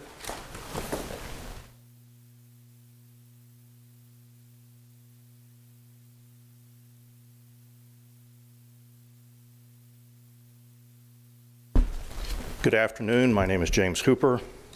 I am not a member of a board or commission appointed by the city. Did you say Hooper or Cooper? Hooper, with Cooper. an H. Right. Oh, the H. I'm a resident. I reside at 4810 Kerrville Drive and 78413. I have extensive past experience with management of service agreements in a variety of government settings. I've attended each of the public meetings regarding the audit of the CVB and the City Council presentation on that audit. And I have a number of recommendations, having over the weekend had an opportunity to review the proposed agreement. First of all, with respect to the term in Section 11, we're going to set in place a 5-year agreement here. And given the history of compliance issues, and by both city and the CVB, by the way, and the changes in contract structure, change in CEO, one might wonder why a 5-year agreement. I would strongly recommend a 1-year agreement. Let's see how this new agreement works out. Let a new CEO get feet on the ground, and let the CVB and the city assess how this new contract structure works for both parties. Some specific comments in Section 1, the scope of services, specifically paragraph 1.01 is silent on the CVB's role with respect to duties and responsibilities under the City of Corpus Christi Municipal Code, Chapter 36, Article 3. Specifically, their designation is the Corpus Christi Film Commission. The description in that ordinance goes well beyond acting simply as a liaison, because it specifically addresses permitting, collection of fees, a number of other activities that the CVB, acting as the Corpus Christi Film Commission, undertakes on part of the city.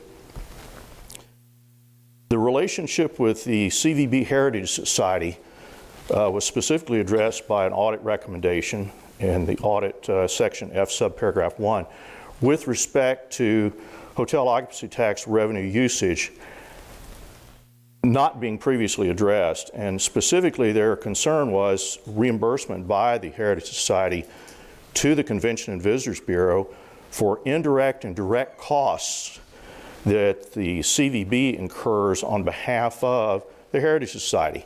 And the recommendation included development of a procedure for identifying, tracking, reimbursement, and reporting of such costs. Because the danger here is that this separate 501c3 entity may put us in a position of commingling funds. And I ask for an extension of time because there are several other items critical to this agreement I desire to address.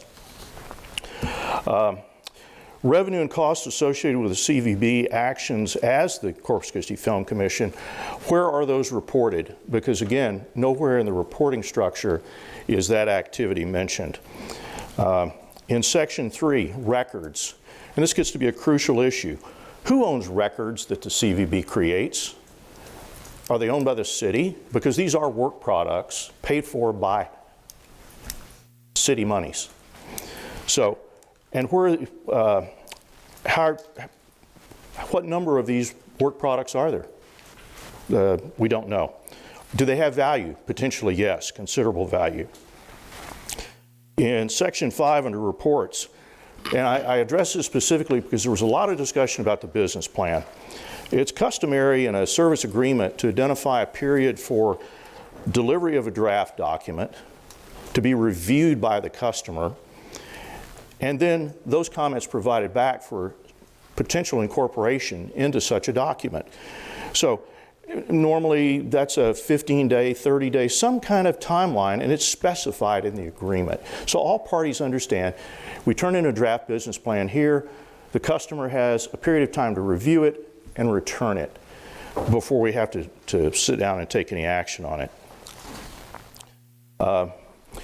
In Section 6, specifically change, I would recommend in Section 601, currently it states, all of the services provided by the CVB under this agreement must be in conformity with, and goes on to talk about HOT requirements under state law.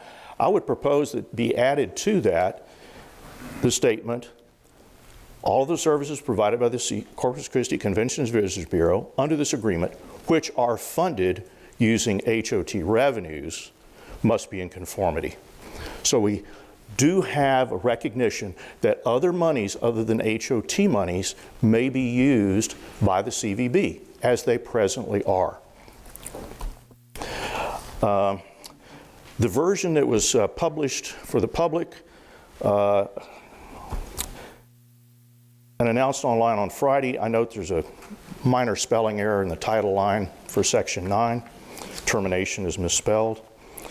Paragraph 901, under suspension of activity, discusses continuing to fund salaries of CVB staff.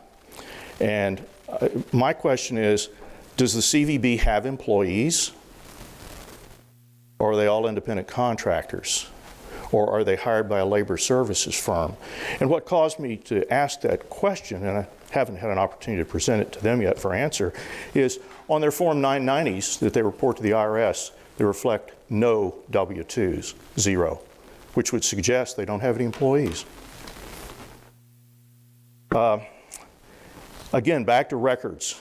In paragraph 9.06, upon expiration or termination of this agreement, the CVB should provide all the work products created with funding from the city back to the city.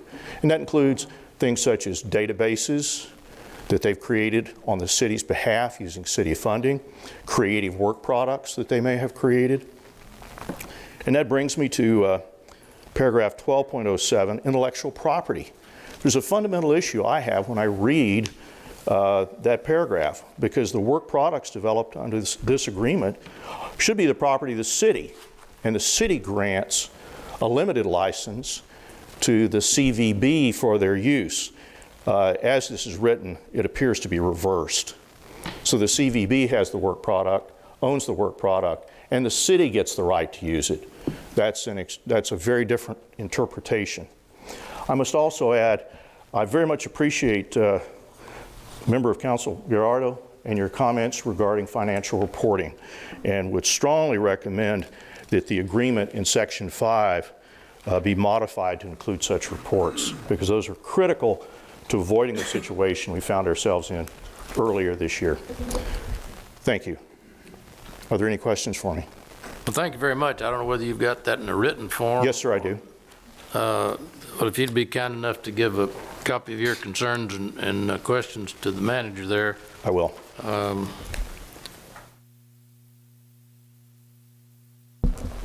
My personal reaction is I think it may be wise. I think you did raise some good questions that, or at least give the chance for the staff an opportunity to review them and respond to them, and just put it on the, well, we don't have a meeting for next week on the 15th.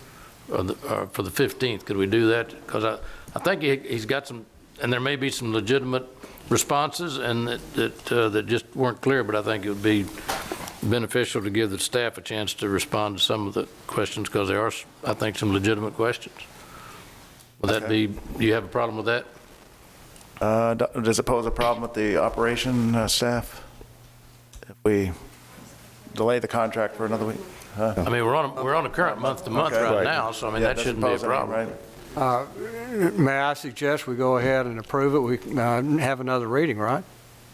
No. Oh, No, okay. it's Well, I was saying we had another passage. reading. It's a single read. Okay.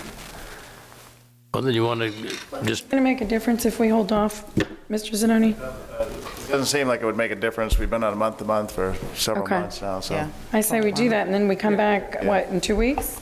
well, at the next council meeting, that'd give chance, Yeah. the staff and the CVB a chance to hash out, and you've got a written. Do we need a motion to table or to postpone? Well, first, there's a motion on the floor. We've got to pull that back first. Oh, yeah, that's right. All right, well, somebody made a motion to, Mr. Smith did. all right, you withdraw that? Withdraws? Okay, so motion to table the item for to the 15th. Till the I make a 15th, give motion chance. to table. The second. All right, thank you very much. Thank you. Any other comment? Was there a vote motion on the motion to table? Yeah, I had a second. Okay, and the vote, all in favor? Okay. I haven't called that yet. Oh, I'm sorry, There Mayor. is a motion to table, and then a Yes, second. sir. In a second. All until the 15th. Table time, sir. 15. All in favor, say aye. Aye. All opposed? Okay. All right, well, thank you very much. All right, well, I'm going to make well, let's just do it now. We're going to, all the other items in consent are done, right? All right, I'm going Well, to you jump. had asked Huh? for 27, I thought, the charitable donation. Oh, the item 27, we Yeah. didn't do that one Yes, either. sir. All right, well, let's, And 18 was, yeah, withdrawn, I'm sorry, yeah, just 27. 18 was pulled. Right, so just 27 So if it's you just wanted to take it now. 27. Chief, quickly, you want to tell us what this is? It's kind of new and kind of unusual, and kind of the federal government kind of telling us how to run our business, but go ahead. Exactly what you talked about, Mayor. My name is Robert Rocha. I'm the fire chief for the city of Corpus Christi, and this item is a resolution amending the city council policy to add policy number 29, charitable care policy for city EMS, specifying guidelines for waiving EMS charges for qualifying low-income patients. The Center for Medicare and Medicaid Services is now requiring EMS providers to establish a charitable care policy in order to maintain eligibility for future Texas Ambulance Supplemental Payment Program reimbursements. This policy must be in writing and approved by the governing body overseeing the EMS provider for eligibility. The proposed charitable care policy will set criteria for receiving financial assistance for patients who meet certain socioeconomic thresholds. The financial impact, if approved, would have little to no impact on our normal collections, as we traditionally collect less than 1% of the billed services to the population in which this policy targets. If not approved, we will be ineligible for uncompensated care reimbursement through the Texas Ambulance Supplemental Payment Program for the reporting period beginning October 1, 2019. This would be a potential loss of more than $1 million to fiscal year 2021. And I stand by for any questions. Just, Ms. Wartha. So what they're saying is, and you're saying that we send out a bill, but we really don't collect much. That's correct. For these patients. That's correct. So it's not going to have much impact on our revenue. What is it going to cost to the administration of the program to go through every customer that you have to make sure they don't qualify for one of 15 different federal programs that they say they could be eligible for before, or we jeopardize the money that you guys went and found last year that we could use for anything in the cost of operating the fire department, right? Yes, sir. One good thing is we have a vendor. I'm sorry. That money we got then could be applied across whether you wanted a new fire truck. I mean, I think we talked about policy. We don't go to operating expenses. We go to one-time costs, because there's no guarantee that money is going to be there in the future. Kind of like DISPRO money was for the hospitals. That years ago it was big like this, and now I don't even think they give DISPRO money anymore. Yeah. So you get dependent on this, you get hooked on it, and then all of a sudden it disappears. But we're not making any money right now on the indigent billing based on this, on your 1% potential. So the risk is there any restrictions then on the money that you're going to get for being subservient to the feds to get this money, where it could be spread out on anything? Or is now that going to be a restricted fund? Does it have to go strictly to offset the cost of operations, or what? Well, the task money there's no guarantee that it'll last forever. You're completely right. And so what happens, though, is that if we want to continue participation in the task reimbursement program, we have to come up with a charitable care policy. I have with me Kenny Urban, who is the Assistant Chief of Operations, and he also can comment on that. So the money you're talking about is the Texas Ambulance Supplemental Payment Program, right. And this is a new requirement in that. So what we did, we reported the uncompensated care is what it was previously called. So they're kind of changing the terminology for that. It's all uncompensated care, and that's what our reimbursements are based on, and we did reporting on that. So in the future, what they want is charitable care policies to basically label that uncompensated care, identify those patients who are unable to pay, and write that off as charitable care, and that's what the future use of your uncompensated care will be based on. So it's the same program. We run our bills will go to our third-party billing company. At this time, it's R1 or Intermedics. We run an eligibility sweep on everybody, and so only those that are recognized as self-pay, which means they don't have insurance, we already have declared them as that. Then we'll look and see if they qualify for charitable care. So there is no chance that that we're missing out on any types of insurance payments. So only those we identify after the sweep, we'll look and see if they are on our charitable care list. So we identify those as the department, then we work with Intermedics and secure files that identify those who have applied and are accepted for financial care, financial assistance for that. Then we'll write that off as charitable care. And then that's going to get reported to the state and then through CMS for those reimbursement costs. So it's basically just clarifying the termination or the terminology that you're submitting the grant for, I guess. Yeah, it's all about making, I guess, our best efforts in collections and that we know that they're self-pay, they do not have insurance, and they do not have the ability to pay. And then we can submit, right, they're part of our financial assistance or our charitable care program, and we can submit that uncompensated care cost. Okay. And Ms. Fajardo? So, Kenny, it's basically in essence, we're doing that now. Yes. Unofficially, not through a charitable care program, but we are doing that, aren't we? And then you guys submit Yes. The ones that aren't, the care that's not being taken care of by private, I guess, insurance. Yes, so we're submitting our uncompensated care, our UC ones that, and this will actually show a little bit better recording and finance accounting of our accounts, right? So right now, those that don't pay or self-pay, the uncompensated care will show as just bad debt, and that's what we're reporting. This will actually show not bad debt, but as charitable care, because we know we collect less than 1% of those who don't have insurance. So at least we can record that a little better as well. It's not going to impact our bottom line. Right.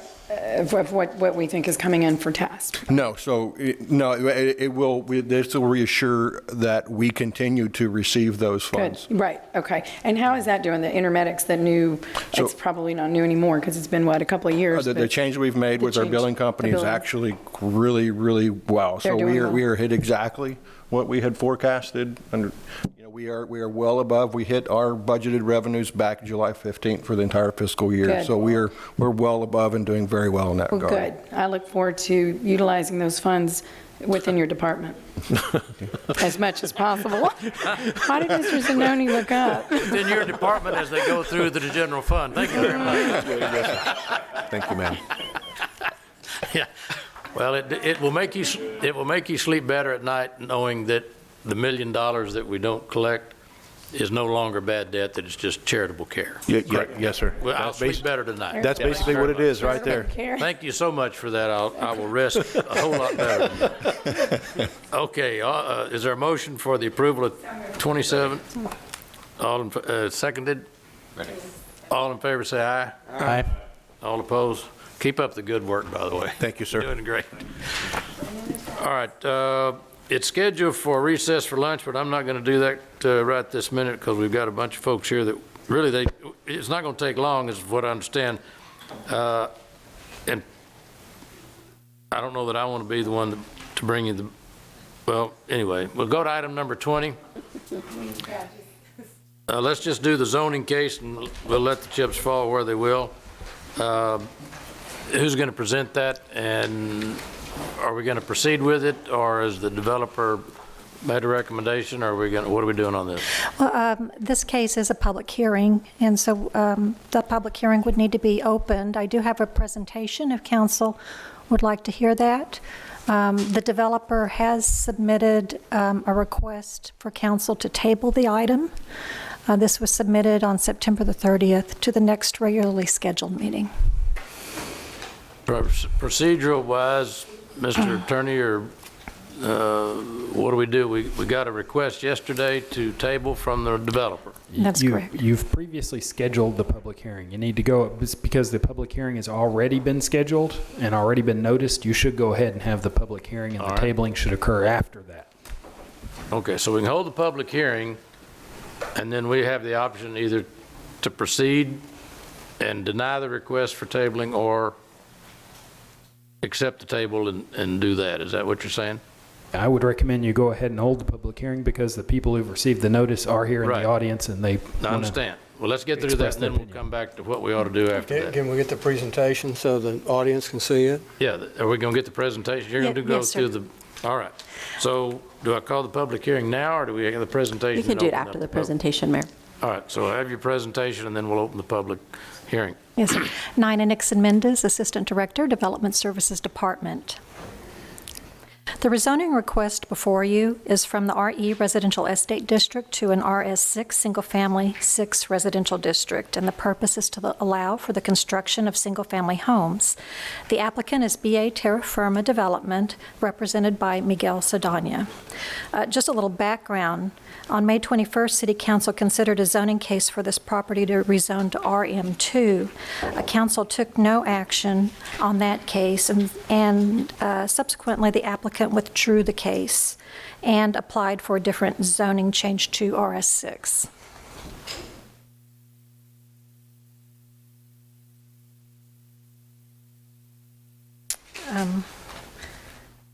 Sorry, I'm trying to advance.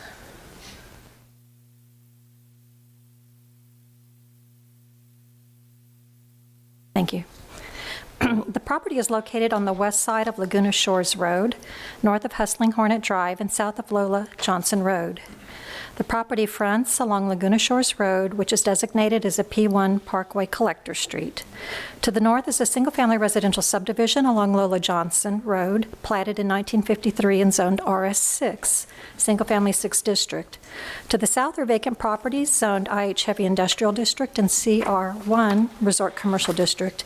And to the east are vacant properties, submerged properties, and single-family homes zoned CR1 Resort Commercial District, and 5 of these properties were recently rezoned to the RS15 Single Family District.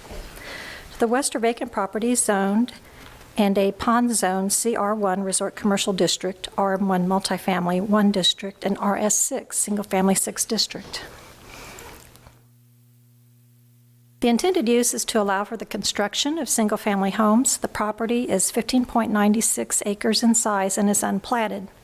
The property is currently zoned RE Residential Estate and consists of vacant land, and this property has remained undeveloped since annexation in 1962. The subject property was zoned RE Residential Estate District in 2006.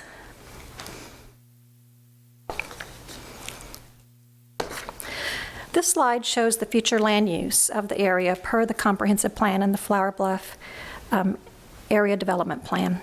The proposed rezoning is inconsistent with the adopted comprehensive land use, which shows the area as low-density residential, which permits 1 to 3 dwelling units per acre. However, I would like to point out that the existing residential area along Lola Johnson is built at medium-density residential, which permits 4 to 13 dwelling units per acre. These 37 lots along Lola Johnson range from 3,250 square feet to 16,247 square feet and have an average lot size of 7,267 square feet, equivalent to 6 dwelling units per acre. The proposed rezoning is compatible with neighboring properties and with the general character of the surrounding area. The adjacent zoning to the north and west is RS6.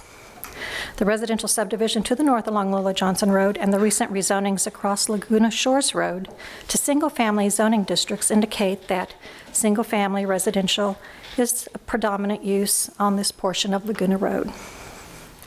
The proposed RS6 Single Family 6 District allows up to 7 lots per acre. The maximum number of allowable lots per the size of the property would be 88 lots, which includes 20% open space and infrastructure. However, the applicant is proposing in a preliminary layout the number of lots to be 70 due to the configuration of the property. A potential source of wastewater is to the northwest, connecting through Jamaica Drive at an existing lift station that can be put into service. This map shows the effective firm map designation for the area.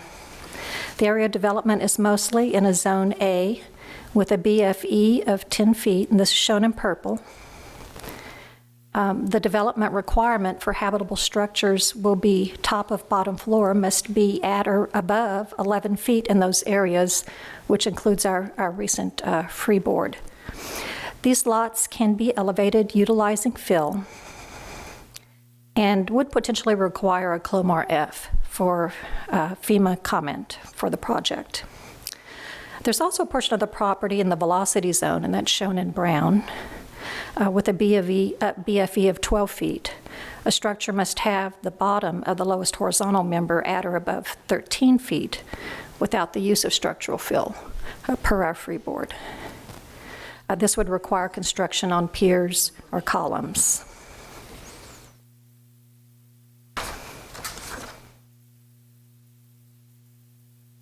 Planning Commission met on July 10th and unanimously recommended approval for the RS6 single-family district. And as stated previously, the applicant has submitted a letter requesting that the vote be tabled to the next City Council meeting of October the 15th. 58 public notices were mailed, 3 received in favor, 22 in opposition. 3/4 vote would be required to approve the zoning change, and I stand by for questions. All right. Well, a couple things need to get cleared up. What do you say, 2/3 vote? It's a 3/4 vote. 3/4 vote would be? With 7 votes. 7. Mm-hmm. And we have 8 here today, right? Okay, so we can do that. And then the request to table until next week, the applicant made that request. That is correct. That was provided in writing on September the 30th. Well, then we need to open the public hearing, I guess, now and get comments, Yes, and then sir. we can have those discussions following that. All right, well, then we'll open the public comment on item number 20. It's a zoning case number 0719-02B and A Terra Firma Development. Anyone here to speak in favor of or in opposition to, please come forward and give us your name and address and make your comments. You have 3 minutes. Hello again.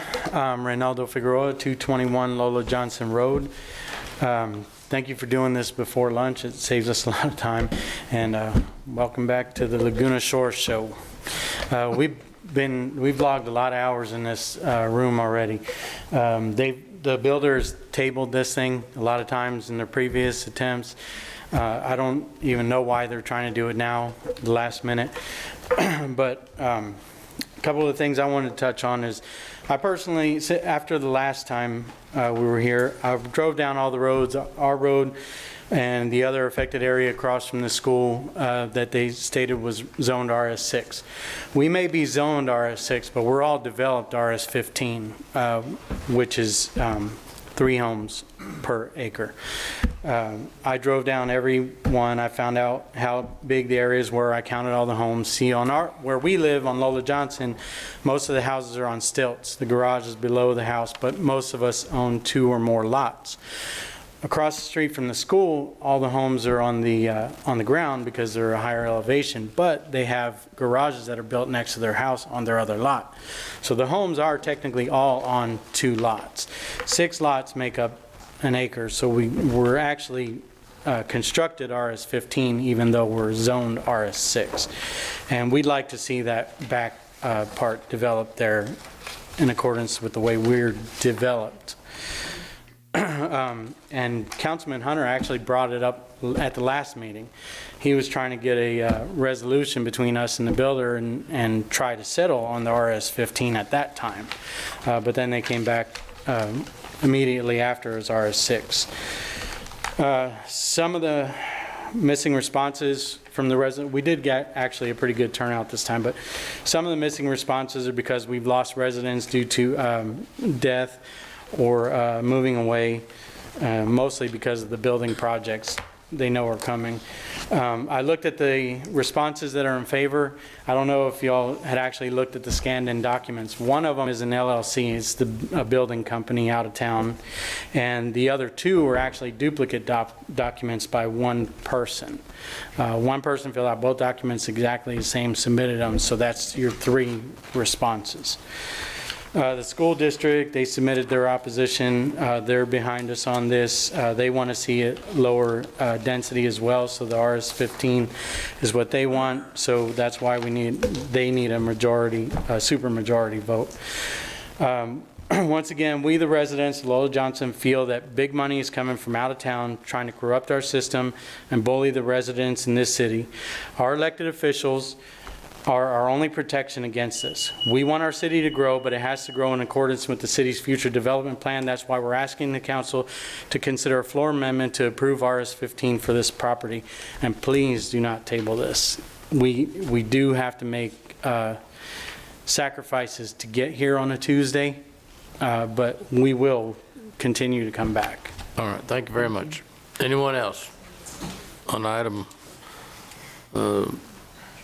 20?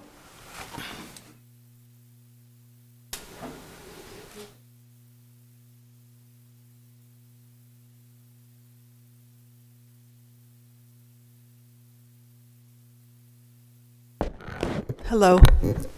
Nice to see you guys again. Paulette, nice to see all of you.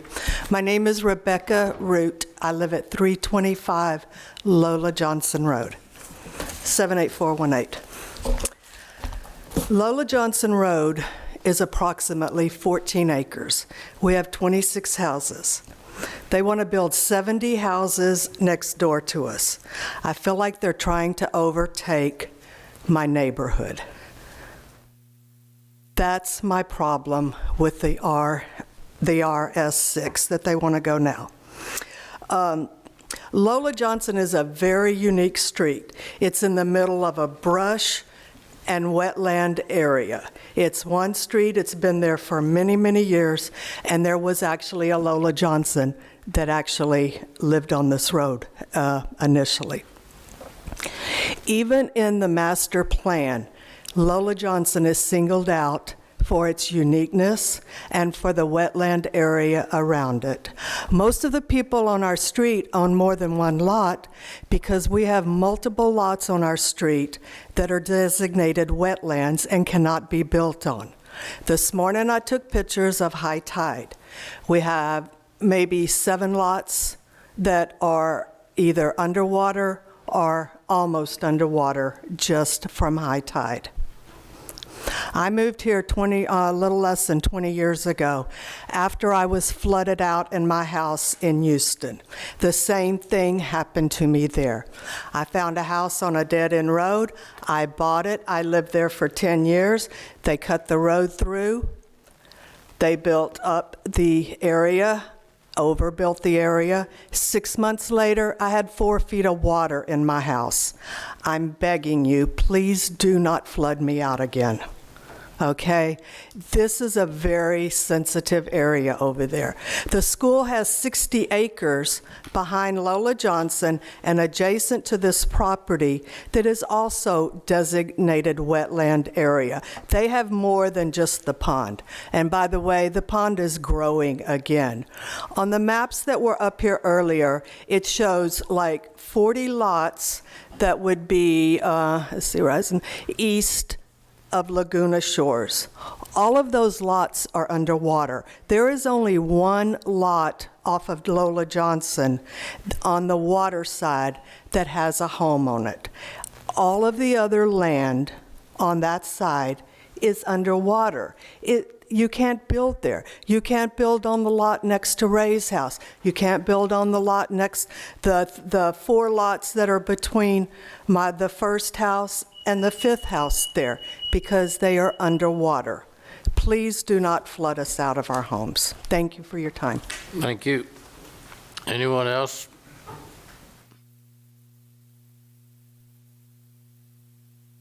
Good afternoon. Darson Alvoy, 281 Lola Johnson Road. First thing I'd like to say is, contrary to the statement that was made at a previous meeting on this issue, we are not trying to protect the beach that belongs to someone else for our own personal use. There is no beach to protect from our use. That being said, I'd like to take some of those excerpts out of the area development plan for Flower Bluff. And as it reads, it's to encourage responsible growth that will preserve the existing natural environment. Environment in Flower Bluff is unique to Corpus Christi. Awareness of the value of wetlands, natural resources, and retention ponds and woodlands and brushlands habitat are needed to avoid destruction of these resources.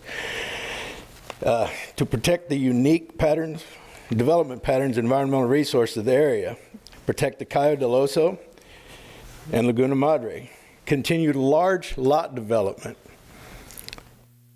to maintain a distinct atmosphere established by existing development and use, protect environment through preservation, enhancement of environmentally sensitive areas, create a zoning district which will protect the environmental sensitivity of the areas. This, gentlemen, council members, is right out of the area development plan. I'd like to thank in advance those of you who vote to reject this proposal, and I would like to say that for those of you who decide to vote for it, I'm going to say shame on you for not following your very own development plan. Thank you very much. Thank you, sir. Anybody else have any comments?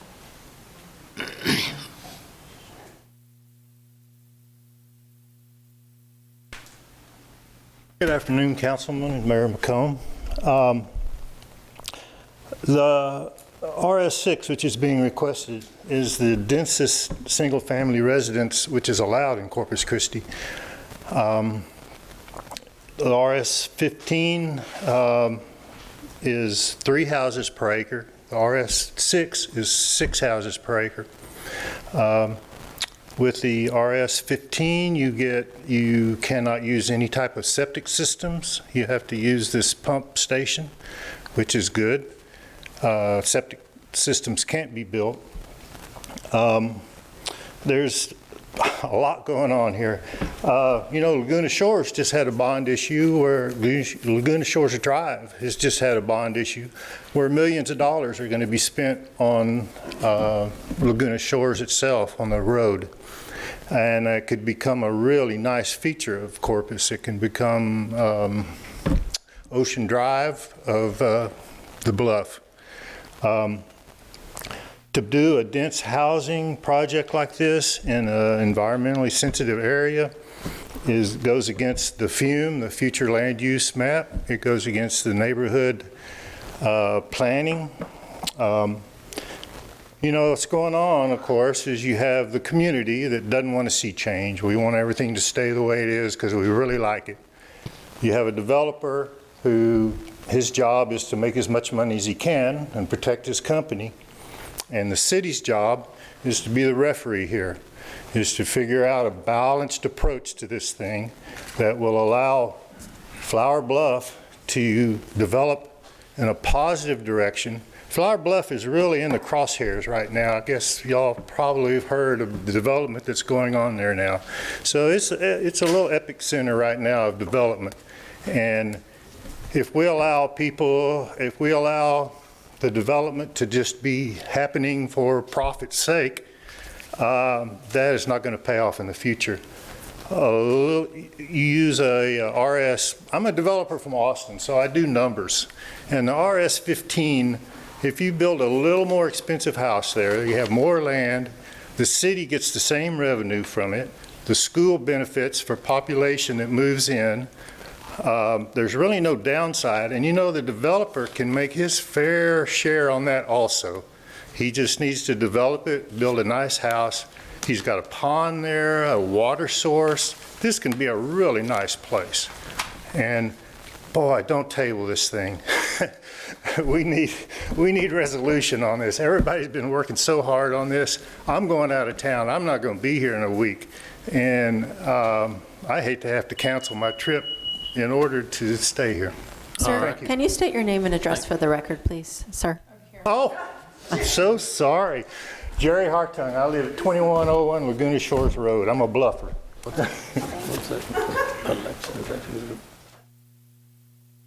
That's our local Alexa that was asking you the question that just kind of came out of nowhere. Okay, any other comment on the public hearing? All right. If I don't hear,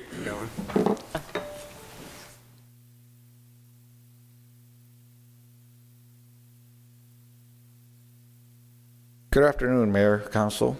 Miguel Saldaña, Saldaña Consulting, 4553 Moon Lake Ridge, 78413.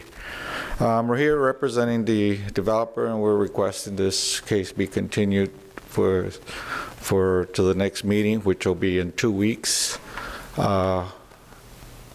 As you well know, it's going to require a 3/4 vote majority for any action that the council takes in order for it to either be denied or approve something else other than what.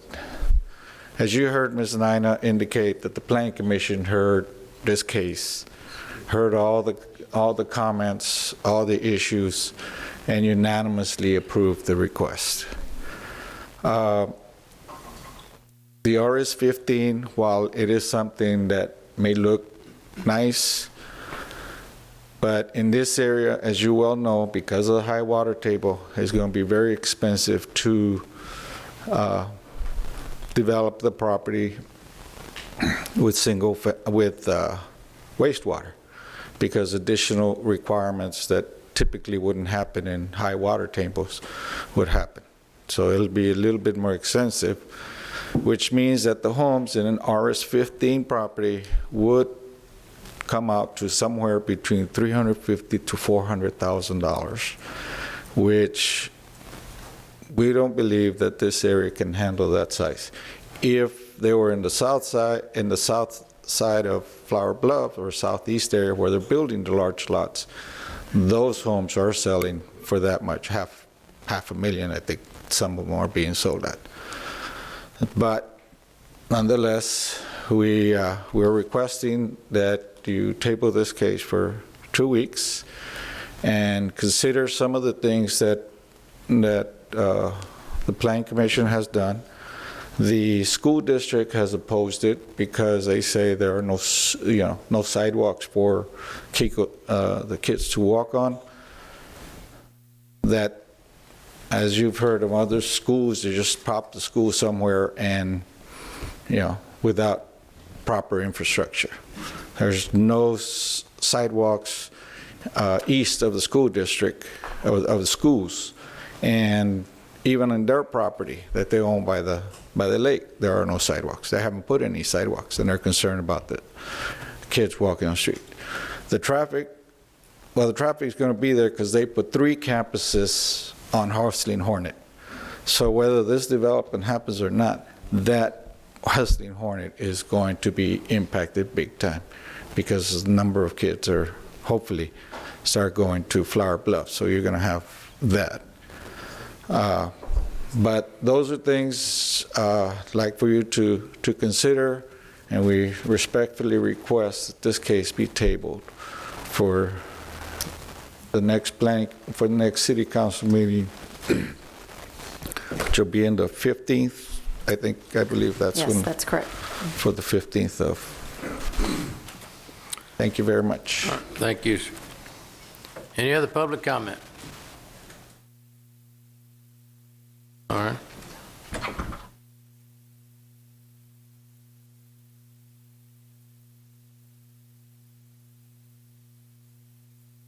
My name is Maggie Hartung, 2101 Laguna Shores Road. I just don't understand why they're asking to table it. Everybody's ready. We've been ready. Let's do this. I don't understand their logic at all. So I'd say let's vote. So that's all I have to say. All right. Thank you very much. Thank you, everybody. Yes, sir.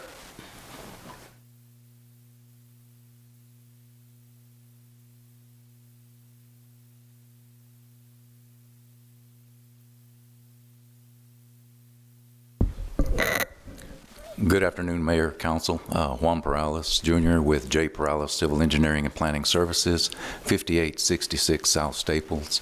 We are and will be the design engineer on this particular project.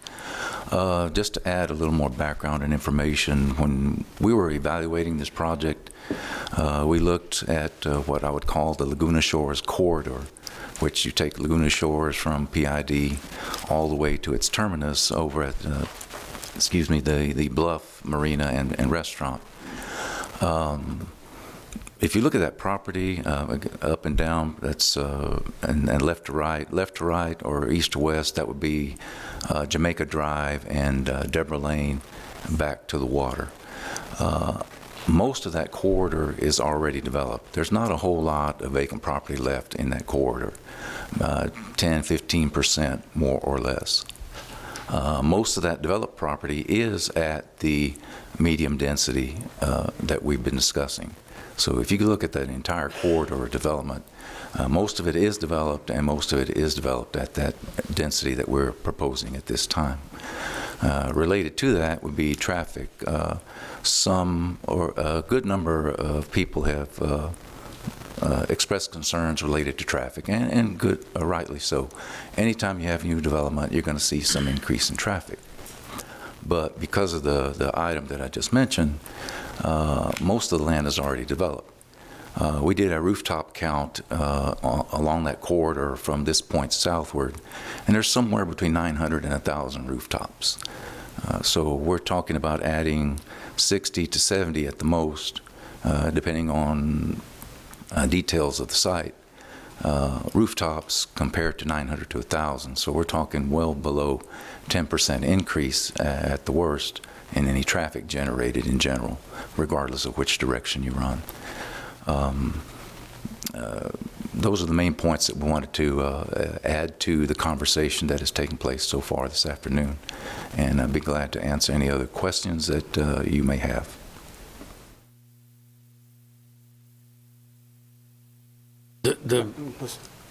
Okay, well, these are questions I asked for staff, not for you. Okay, well, thank you very much. Yes, Mayor. Oh, excuse me, Ms. Smith. Mr. Perales, have you done a wetland determination on that site? We did go through the U.S. Fish and Wildlife. The pond itself is a wetland, and those limits are delineated within the U.S. Fish and Wildlife But you have website. not done a determination on it? We did go again to the U.S. Fish and Wildlife through they have a preliminary evaluation system within their website and so forth. And based on our preliminary determination through their system, there are known endangered species or endangered species habitats. I'm asking about a determination, not an endangered species. No, sir. Right now the evaluation is based on the map information published by U.S. Fish and Wildlife. Okay, but you're talking a little apples and oranges. You're talking about endangered species and not wetlands. Well, no, both. That would be either or, sir. The wetlands maps that are published identify the pond itself as a wetland. Thank you. I think that's all I've got. Yes, Mayor. You had something else? Well, I have other comments once we've closed the Okay. public hearing. Any other comment on the public hearing? All right. One more time, public hearing. Any comments in favor of or in opposition to? All right, then we'll close the public hearing and ask Councilman Smith, do you have any? Yeah, I've got several on there. One thing I think Mr. Perales brought a good point about 1,000 rooftops as you go down Laguna Shores. But one thing, if you look at topography on there, those houses are located on higher ground. This area, this 15 acres that we're looking at is low. Maximum height is about 7 feet. Low height is 2 to 3 feet. So I think when you're building density, you don't want to build low with it. In 1995, on the area development plan, on the maps, this was low density on there. And something was mentioned, it was originally R6. Well, R6, when Corpus Christi annexed Flower Bluff, that was the catch-all designation. All the properties got put into R6. Then it was changed to RE in 2006. So we had the area development plan in 95, said it ought to be low density. 2015, our comprehensive plan said this should be low density property. And why on there? What are the hazards? If you can bring up that effective firm, Nina.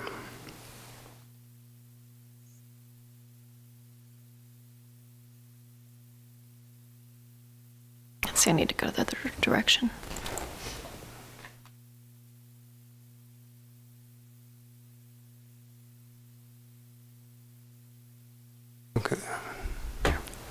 Okay, as you see the purple, that's your flood hazard zone on it. And then the stripes behind it. And this is a pretty narrow view of Flower Bluff.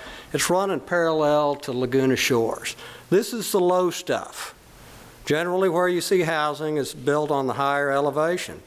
Laguna Estates back there is probably running 12 or 13 feet back behind that. So as you go down Laguna Shores Drive, in these areas on there, generally those houses are subject to flood.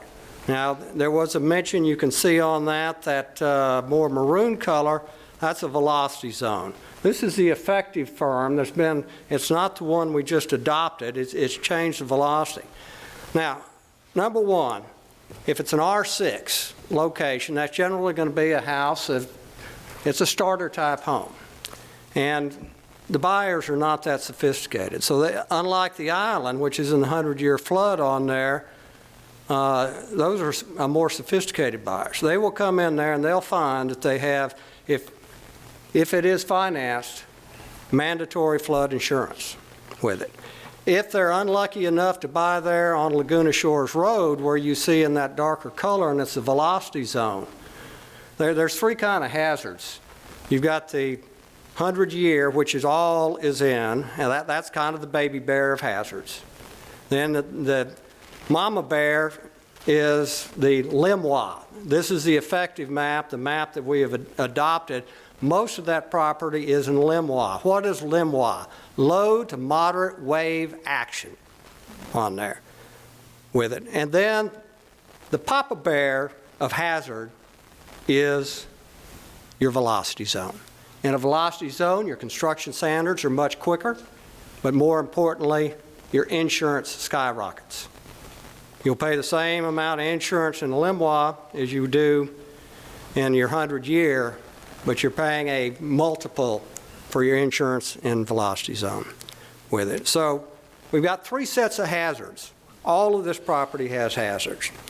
Environmentally, Mr. Perales talked about the lake, but there is also extensive tidal wetlands. You just have to go out there in high water today and see it. When you're doing an environmental evaluation, you look at the vegetation out there. I've been involved in this. A significant amount of this property, it's low enough. I took a look at the 4-foot contour, the amount that's below the 4-foot contour. You've got on both the northeast and the southeast corner, you have a significant amount of wetlands. And then surprisingly, you go up there into the northwest corner, you have a transition from tidal wetlands into freshwater wetlands. And it's surprising going through there, and it's many acres. Now, in the presentation, they said if we're going to the max on there, we can get 88 houses in this 15-acre tract. You go to the Nueces County Appraisal District website, you'll see of that 15 acres, 2.3 acres is classified as wastelands on there. So we're going to put in 17 houses in those wastelands. Also, we have zoning on the south side that requires a 50-foot buffer. That's worth a couple lots right there. So the ability to squeeze 70 lots in here, I think, it's showing a disregard for that environment.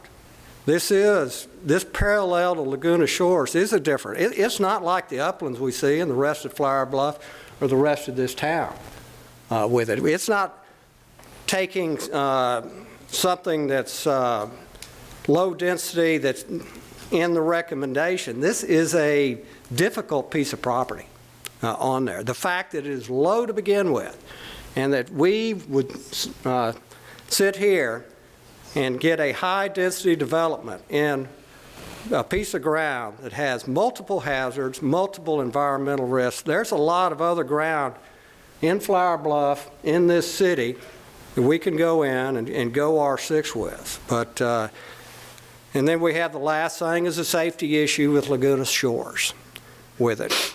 Again, Laguna Shores, it's close to the school. The school has objected to this because there's no sidewalks on Laguna Shores. To get a sidewalk, we just okayed earlier today a contract for Laguna Shores, an engineering contract. A significant portion of that engineering contract is because we have to deal in wetlands on there. So just the cost of putting a sidewalk where the developer put in it and the city put in there is substantial. You have to mitigate on the wetlands. It's not a good piece of property. And the residents in this area, like they say, they've been through this multiple times on there. I'd like to see us go with a vote rather than table, to get this last-minute tabling at the last hour on there. I was in contact with staff yesterday. What's the status? We haven't heard.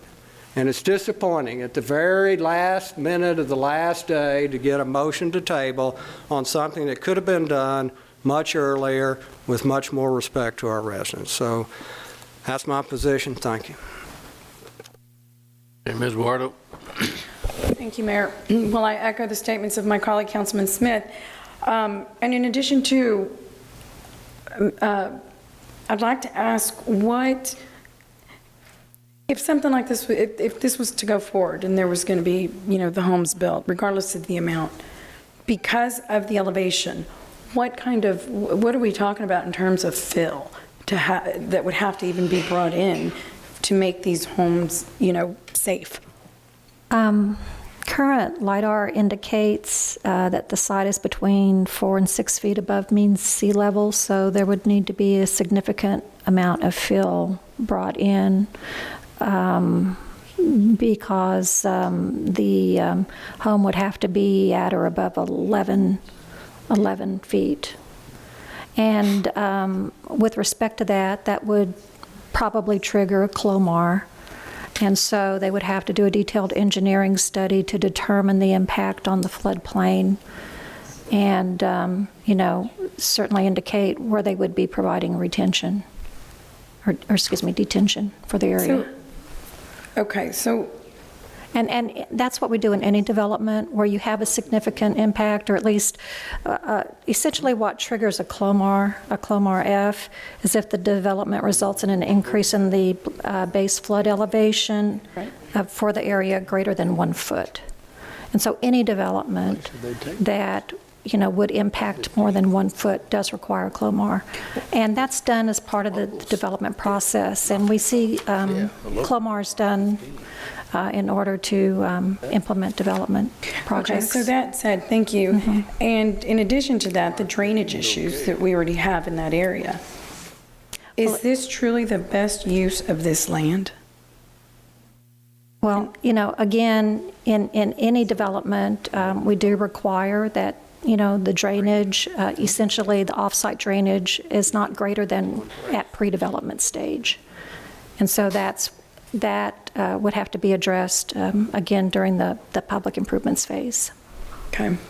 I'd have to comment that the traffic here and the roads, the Hustle and Hornet Road, and of course Laguna Shores is a one-way, and we would in essence be creating just complete traffic chaos for this area.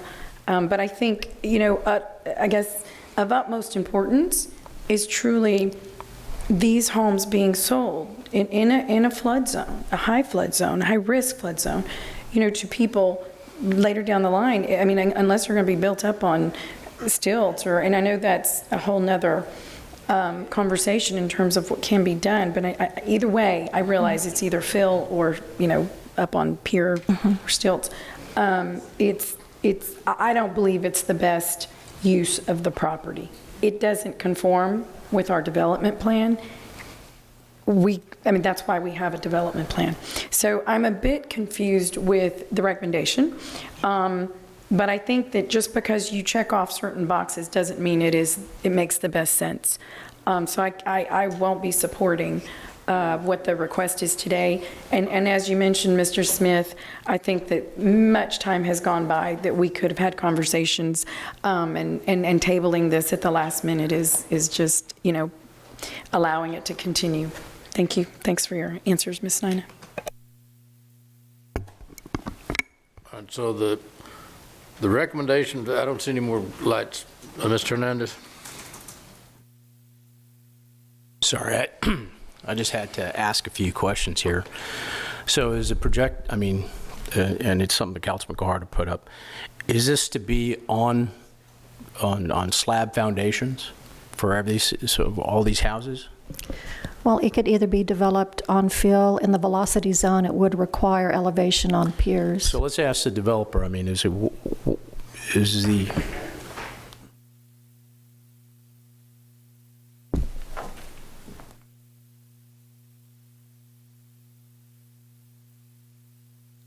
Yes, Councilman, go ahead, please. how are these houses going to be built? Are they going to be, what size houses? What are you actually looking to do here? Well, as it has been discussed, not all of the property can be built on. So that was one of the reasons for pursuing the higher density, so that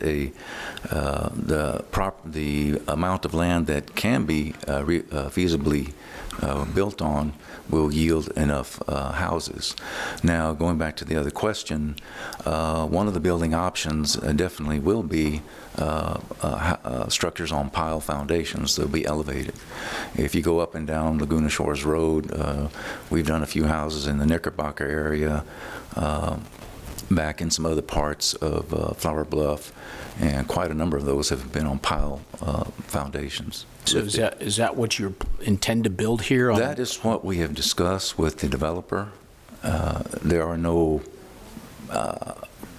detailed plans, but that is one of the building options we have presented to them and have recommended for at least a portion of the project. And speaking of traffic, have you done a traffic study? I was talking about traffic for the south side, and in those areas, those seem to be ignored, but...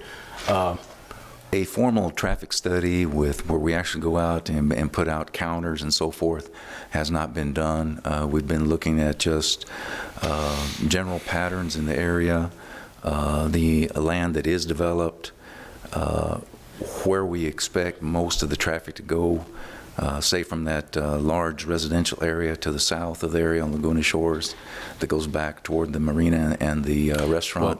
Well, most of that traffic comes out. Just a second. Ms. Nixon, Nixon Mendez, have you looked at the traffic aspect of this? I know Councilwoman Guajardo had mentioned it. Yes, we have. The peak hour trips that was submitted by the applicant shows a total of 125.3 peak AM and PM trips. It does not meet the threshold for a traffic impact analysis. Okay, so traffic's not an issue. It does not meet the threshold in the Unified Development Code. The other thing to keep in mind is that you do have a good network in the area. You have, in addition to Laguna Shores, you have Hustling Hornet, which is a collector, and about 3/4 of a mile from the site, that feeds into Waldron Road, which is an arterial, and that is a 4-lane with a center turn lane. And so it's staff's opinion that the traffic could be accommodated. Okay. Thank you. All right, so the current zoning is RS, and he's wanting to go, he's requesting RS to, what is it? If I may, the current zoning is RE, and that's a minimum size of 1 acre lots. And the proposal is RS6.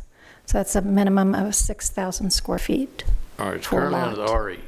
Yes, sir. And that's 1 acre lot. Yes, sir. Okay.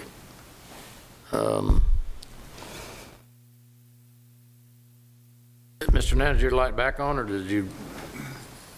Mr. Molina? Okay, go ahead. Mr. Molina. Personally, I wouldn't be opposed to seeing this item tabled for 2 weeks, just for the fact that this is the applicant that is requesting the table. It's not the opposition, it's not city staff, and I don't know if there would be any additional information made available that would affect our decision-making process. That's all I have. All right. I don't see any other. Well, Mr. Smith? I just want to make one mention about the traffic on there. So you've got the largest combined campus in this city is Flower Bluff. Flower Bluff population is 12,000. The island's population is 10,000. So when all the kids are dropped off from the island, what they do is they go down Hustling Hornet and then take Laguna Shores. They don't go back to Waldron Field. So as we're looking at that, that's a level of traffic that's probably not picked up in some of these analyses. But if you're sitting out there at school, Ms. Guajardo's a class of 90 graduate, as I'm a class of 70, and have that knowledge of how the traffic is on there, that there is a lot of school traffic generated on Laguna Shores from Hustling Hornet, not going back to Waldron Field, but going out to Laguna Shores, picking up that exit, getting back onto the island. So just a little clarification there. And we were working on Carroll Lane traffic, supporting that, so. Mr. Hernandez?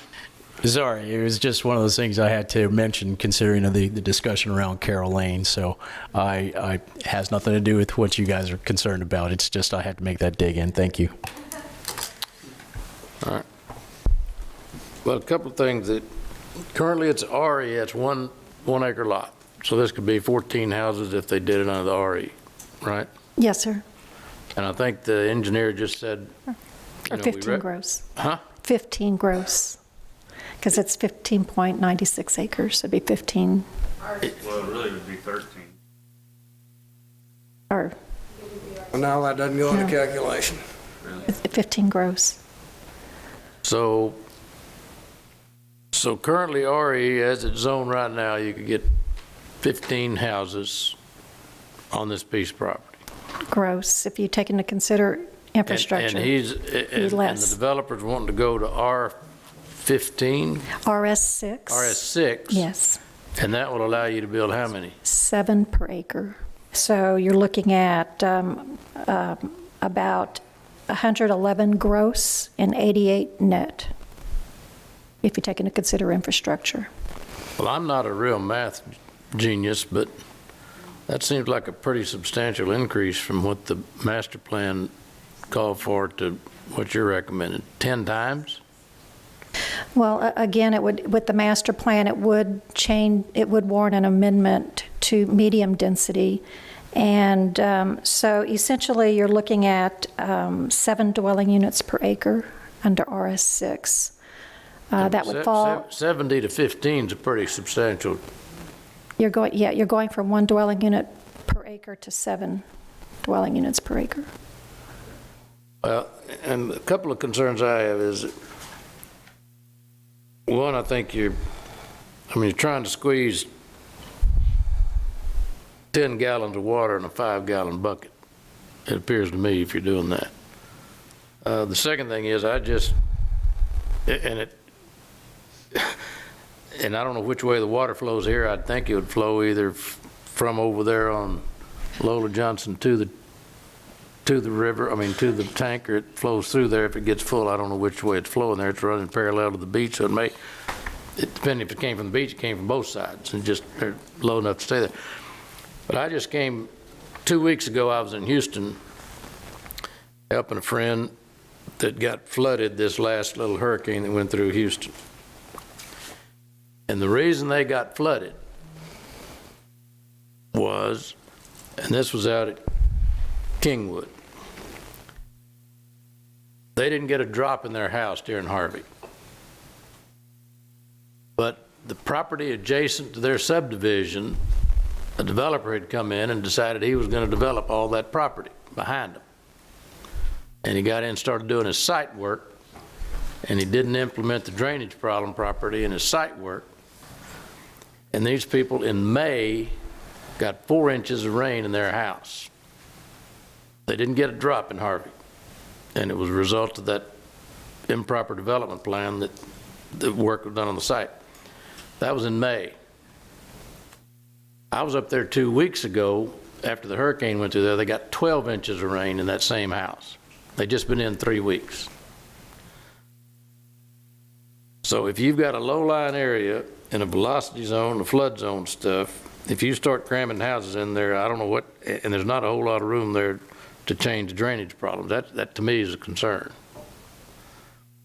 If you can go through Harvey with 40 inches of rain, and then just because you've changed the drainage problem on adjacent property, you end up from 4 to 12 inches in your neighbor's house is not good, in my opinion. I've got all this stuff in my warehouse now from Houston while he rebuilds for the second time within 60 days.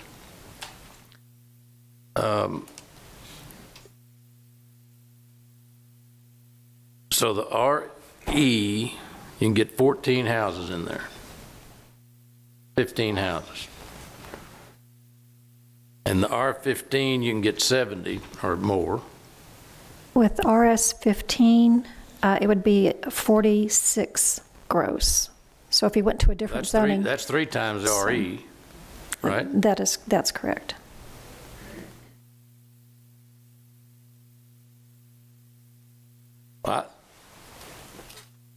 Me, just look, if they're trying to maximize the density, this was a bad investment for this piece of property, in my opinion. I'm not an investment advisor, but I'm not interested in going, I'd just soon leave it as RE, personally. I mean, with your flood, I don't know. You need 7 votes to pass the recommendation? It would be a 3/4 vote requirement, yes, sir. To pass it? Yes, sir, to pass any rezoning. Okay, and if we pass it, then it's just dead, right? Until he comes back again on something Well, else? you could choose to table it or take no action. I'm not interested in tabling. We've done this about 3 times, haven't we? I'm not interested in that. Either kill it or cure it. You could as far as choose I'm to take concerned, no until he comes action. back again. Miles has it.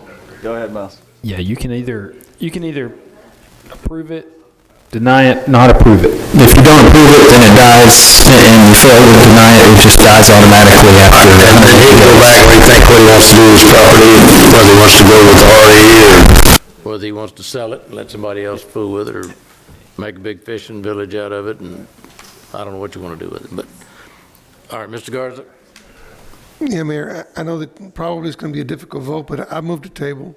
I think that I'd like to hear comments and. Second. So I moved the table. It may not pass, but I'd like to table because. All right. What question on that? Comments from who? I mean, like, what's the reason for the tabling specifically? It was the applicant's request. Well, I know, but what, where's Mr. Saldana? All right, well, there's a motion to Well, I table. mean, There's what really is the no reason? discussion on it. We can vote it down. There's a Yeah, but I motion need to know the reason for the there's a- tabling. What is well, the point to the You can't table? have discussion on motion to table, isn't that right? Yeah, If you you're can. being right?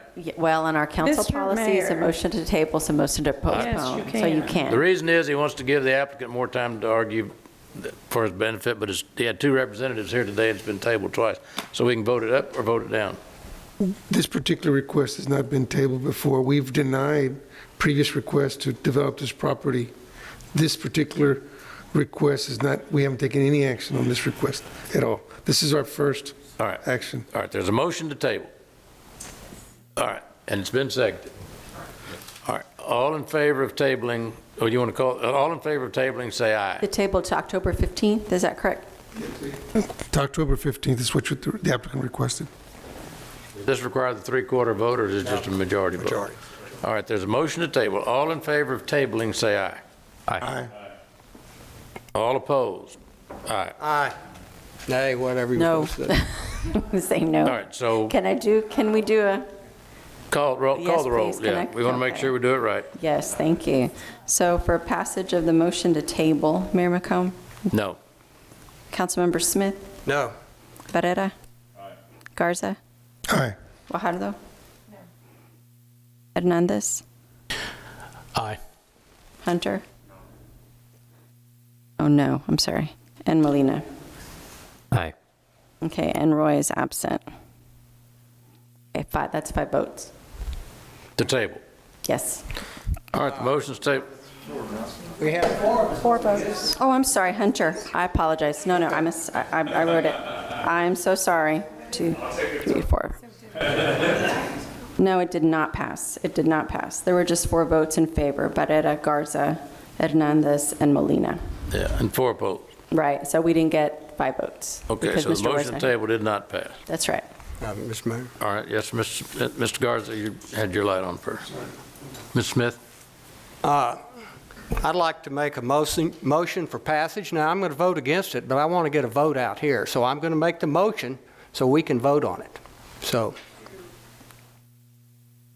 I'm not going to vote for it. Well, here, I'll move to approve. Okay. Okay, I'll second. Yes. All right, there's a motion on the floor to approve the staff recommendation. And in order for it to pass, you have to have 7 votes. If it doesn't get 7 votes, then it's over. Okay, does everybody understand that? Point of order, Mayor, is it over in the sense that it's denied, or is it over in the sense that it just doesn't pass? It failed. It's dead. It's done. Right. All right, they're recommending, the staff is recommending approval and needs 7 votes to pass. If it does not pass, then it's over and they go back to square one. Right? Yes, Mayor. All right. There's a motion and a second. Call the roll, please, on passage of the ordinance. Okay, so for passage of the ordinance as presented, Mayor McComb? No. Councilmember Smith? No. Barrera? Aye. Garza? Aye. Guajardo? Hernandez?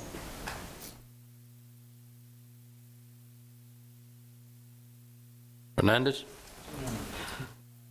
Okay. Hunter? No. Molina? No.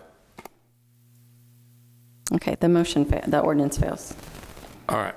That's done. We're done with the Laguna Shores Terra Firma at this point. All right, we're going to quickly go to, because we've been here a while and we've got a group, I think, that's here. I can't think of any other reason why they would be here. Are you not want to talk about bingo fees, are you? That's not it. Oh, item 25. Mayor, can I just make some comments on the last vote we just took, please? And I kind of want to justify my vote. And I know that, again, the action's already been taken, the request has been denied. I just want to say that I appreciate the effort that staff made and the votes that the Planning Commission took. 2 things. Yes, we have a master plan, but just like we have a master plan for wastewater and water, we often modify those plans to meet the needs of whoever's trying to invest and develop this community. There are a lot of needs in Flower Bluff. And the only way that we're going to be able to meet the needs of Flower Bluff is to be able to have some developments, not just in Flower Bluff, in the south side, in older areas of town, North Beach, everywhere. You're going to have some developments that are a little denser than others in order to be able to fix Laguna Shores, to be able to address and put in sidewalks, in order to be able to make the sewer, the wastewater, and the drainage solutions that you've got. You have to be able to fund them. And the way that you fund them is to be able to have some adequate densities. I heard all the arguments. I agree. I'm not taking a challenge, and I don't.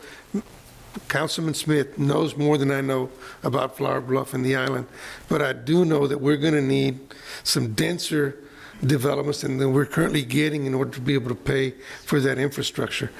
What's happening right now across the city is we're picking and choosing where it is that we're going to do developments and in what density. And if we don't do them in the right densities, and by density, 4.5 isn't the most, RS6 is not the most dense developments. RS 4.5 is 4.5, 4,500 square foot per lot.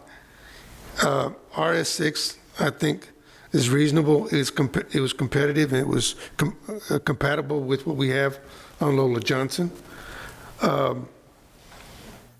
We're not going to get there. I mean, you're taking from all what other people pay around the city, the fees and everybody else pays around the city, and the improvements that you have to make in those areas where you don't have denser developments, you're going to take from those areas in order to improve those areas that are less dense. And so again, I think we're shooting ourselves in the foot longer term. And until we give staff the right rules, they're going to be having difficulty figuring out what they should and shouldn't do and what they should bring forward to the Planning Commission and the Council. Thank you. Okay, thank you. And appreciate what you had to say. We got to get it figured out. All right, on item 25, this piece of property has been discussed several times. Who's going to make this presentation? Mayor and members of City Council, this is the sale of a vacant lot located at 6099 Ennis Joslyn. We've previously talked to you in an executive session about this when it was being requested initially for sale. 6099 Ennis Joslyn is 0.391 acres, and I would like to point out this is one step in the sale process, and you are acting in the capacity of a property owner. In the contract, the purchaser has indicated that he is conditioning his contract upon a later determinate change in the zoning. That is you acting in a regulatory capacity. Do we need to go into executive session on this? No, you don't need to go in executive session unless you ask to. But on the record, I want it pointed out that this is just you acting in a property owner capacity. The regulatory capacity, the zoning issue will be completely separate.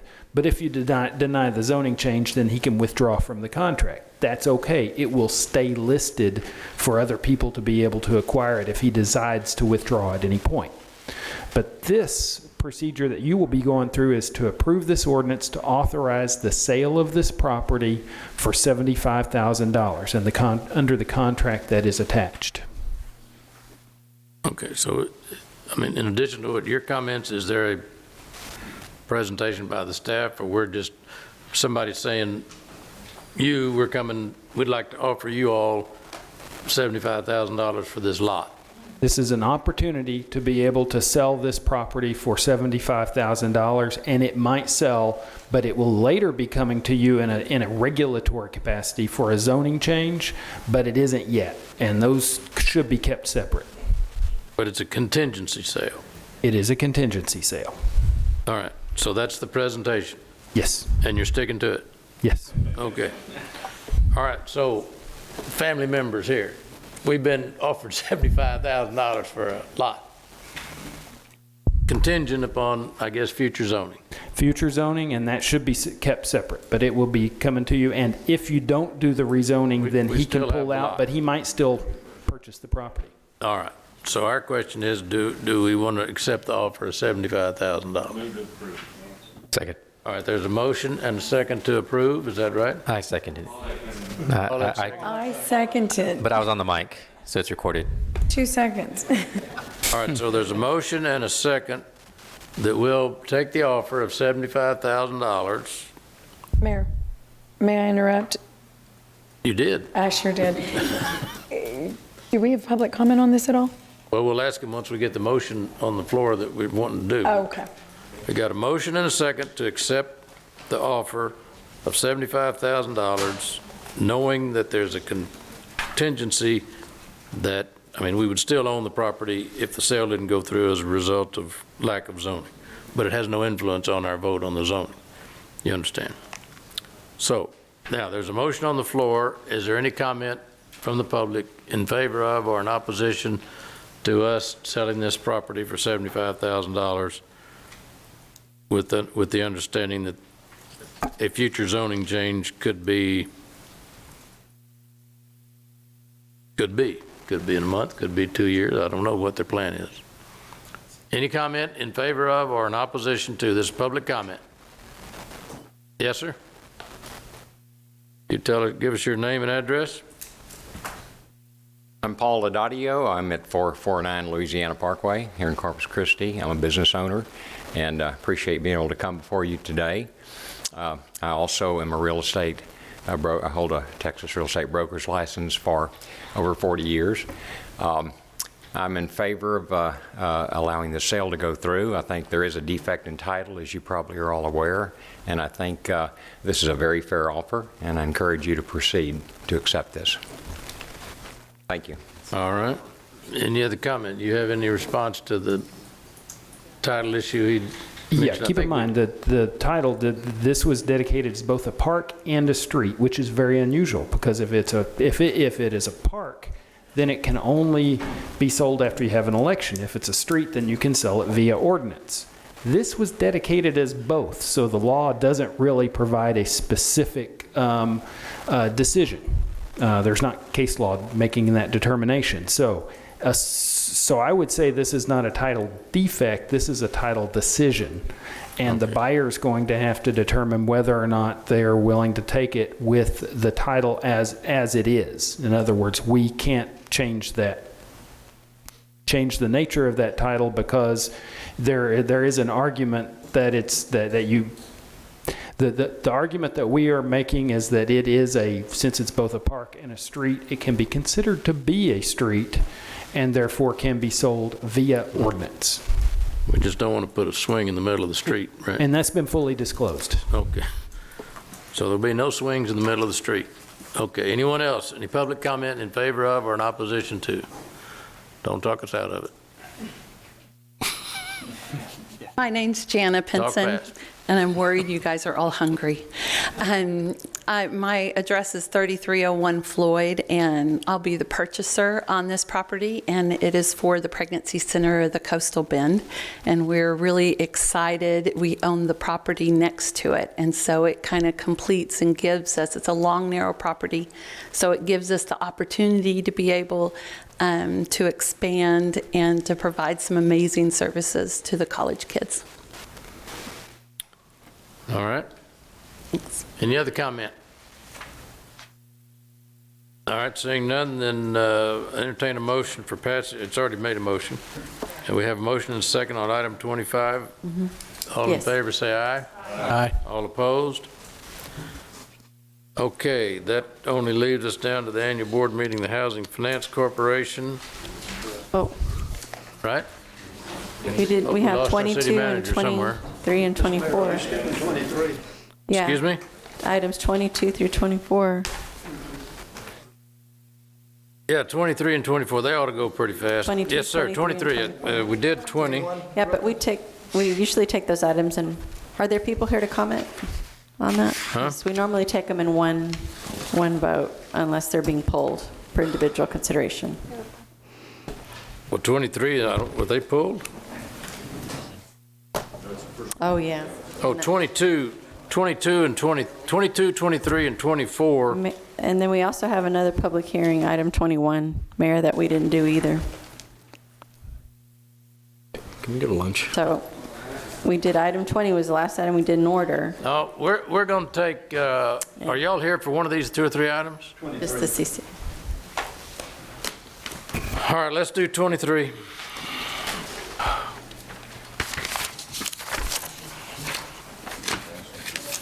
Motion to approve? Motion. Well, here, this is item 23. What's the pitch on 23? We just do them all at once, unless there's public comment.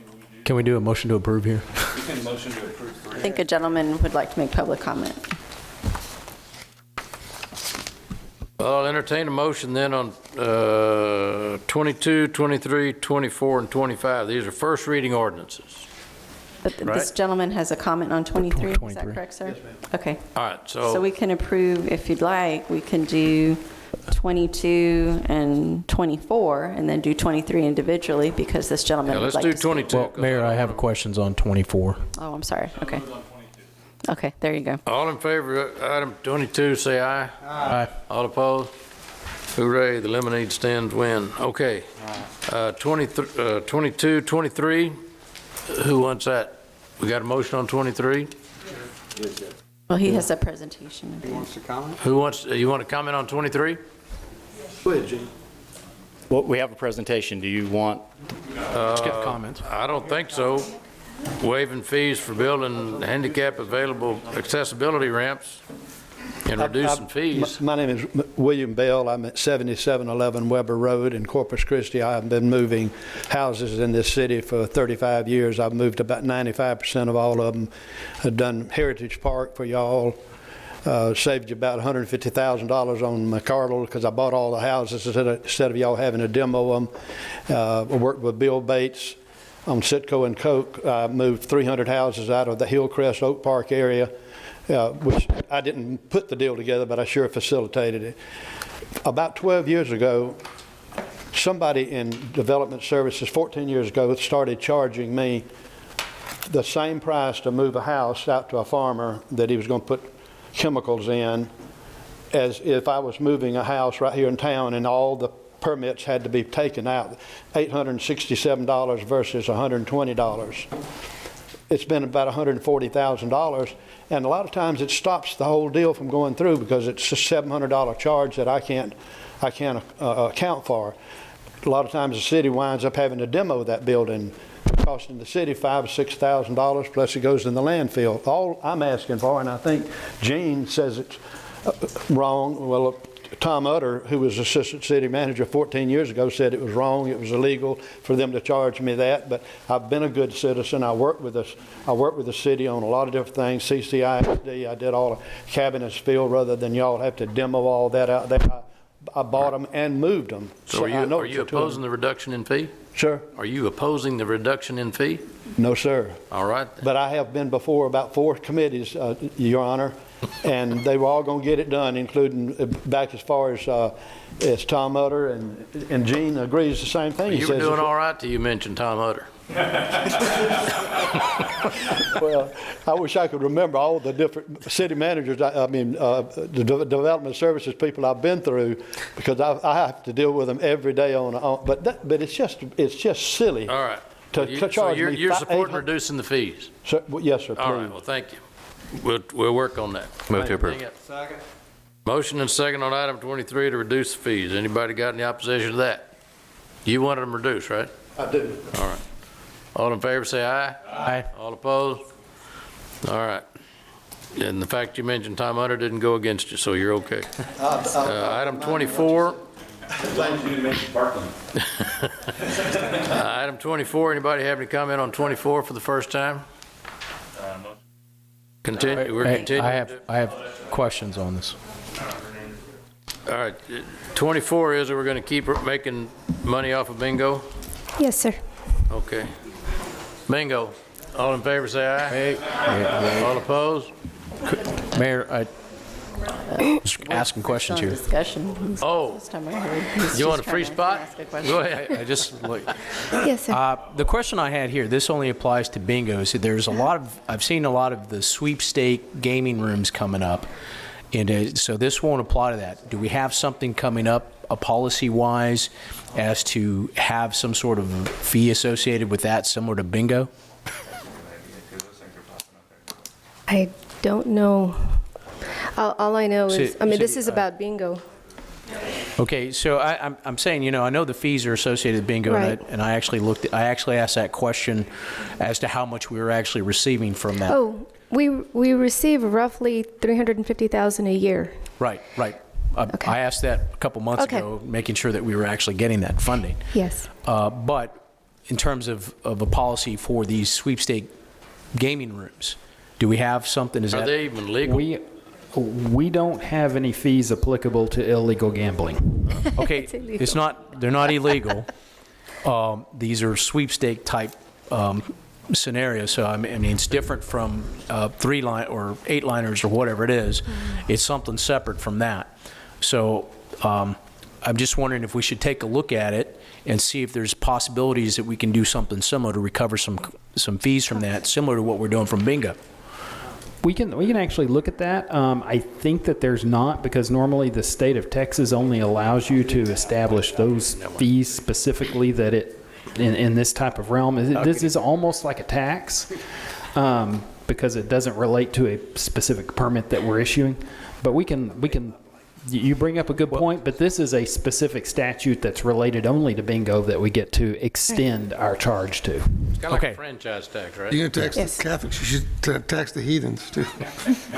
Well, if it's something that requires us to address with the state in a state capacity, then that's something we probably should be one of our legislative priorities in also looking at this particular issue, because I'm seeing them pop up around. As a matter of fact, I just drove by one that's setting up right across the street from, or right as you get into the Best Buy shopping center. It's right there on the corner before you get in there, and it says sweepstakes, El Patron sweepstakes.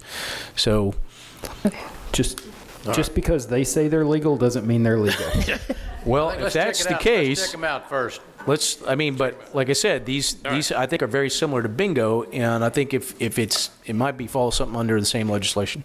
Okay. Thank you. Any more discussion on 24? I don't hear any. All in favor, say aye. Aye. Gavel first? Thank you. What? Who seconded the motion? 25, we've done that. You made it, but who seconded? Ben did. Thank you. 27, we've done that, right? Yes. There's no briefing items, is there? No, but we missed a public hearing, Mayor. We missed a public hearing, 21. Nobody knew. I'm telling you, we missed a public hearing. Well, what is the public hearing about? Let me go back to The 21. UDC amendment. Huh? A UDC amendment. Yeah. Oh, we have Number to 21. we have to have some kind of special meeting here for what do we do?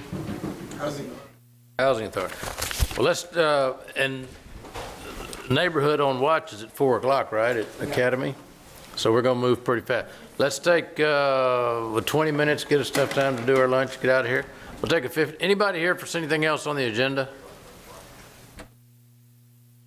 Don't throw a flag on me out there now. We'll be back at 3:15. We're going to eat real fast.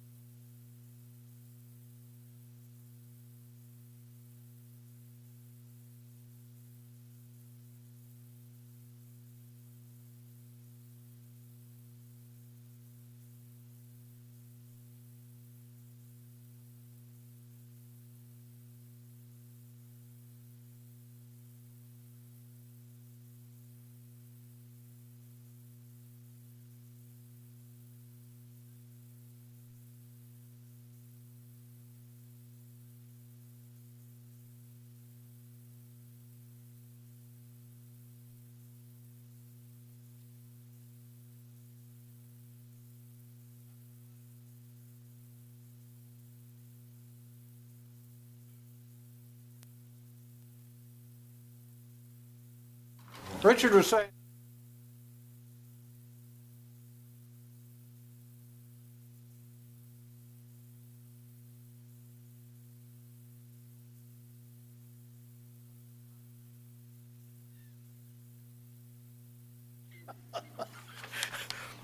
So we're on.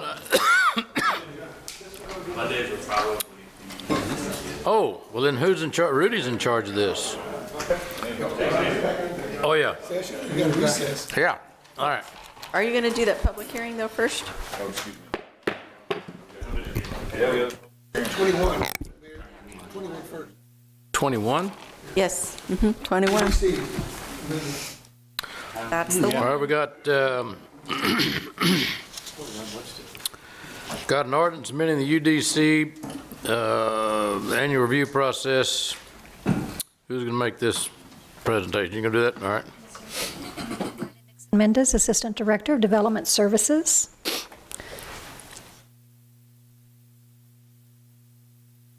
Is it a public hearing? The purpose of the proposed amendment is to update the Unified Development Code to only require a certificate of appropriateness if the exterior of a historic building is being modified, and this pertains to structures that are designated as historic landmarks. Currently, the Unified Development Code requires a certificate of appropriateness for any building permit or certificate of occupancy. However, this is not the intent of the code.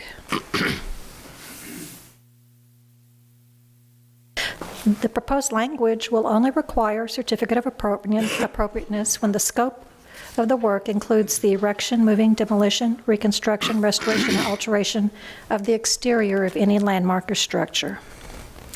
The amendment will remove the requirement for Landmark Commission review of any building permit or certificate of occupancy. Exterior work that is not deemed ordinary repair or maintenance would require a certificate of appropriateness in this case.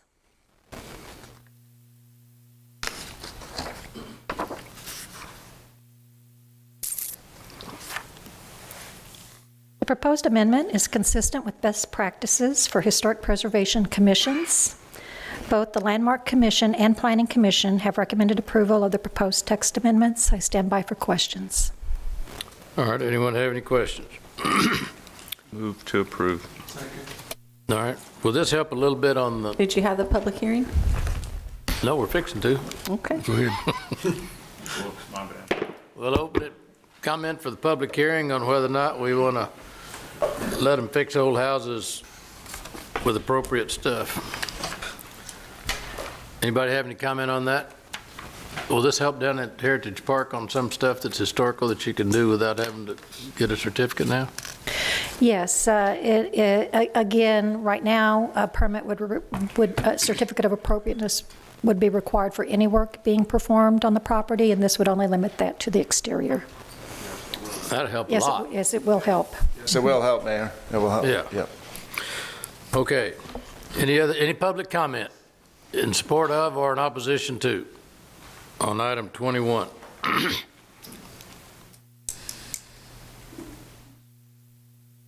They're not coming for public comment on that. All right, seeing no public comment, public hearing is closed. I'll entertain a motion on approval for item 21. We've already got one. This is just a hearing, right? Do we already vote on it today? We vote. Michael and me. But do we have to vote on it? Yes, sir. It's an ordinance for first reading. All right, there's a motion and a second. All in favor, say aye. Aye. All opposed? Okay, 22, we already did that one. Save the lemonade stand. 23, 24, all right, we're down to 26.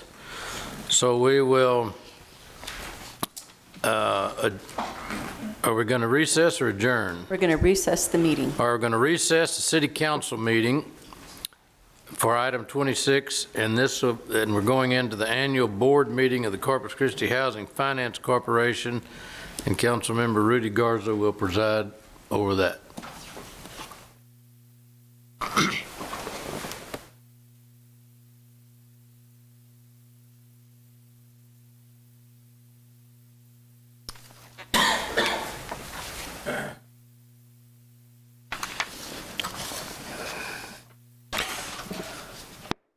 Okay, the meeting of the Corpus Christi Housing Finance Corporation will come to order. Want to call roll, Secretary? Okay. President Rudy Garza. Here. Vice President Michael Hunter. Here. Roland Barrera. Here. Paulette Guajardo. Gil Hernandez. Here. Joe McComb. Here. Ben Molina. Present. Everett Roy is absent. Greg Smith. Okay, we do have a quorum of the board present to conduct the meeting. Thank you.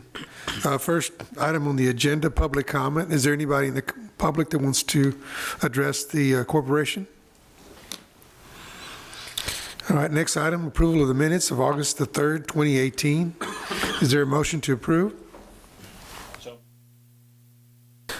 Motion and a second. All those in favor say aye.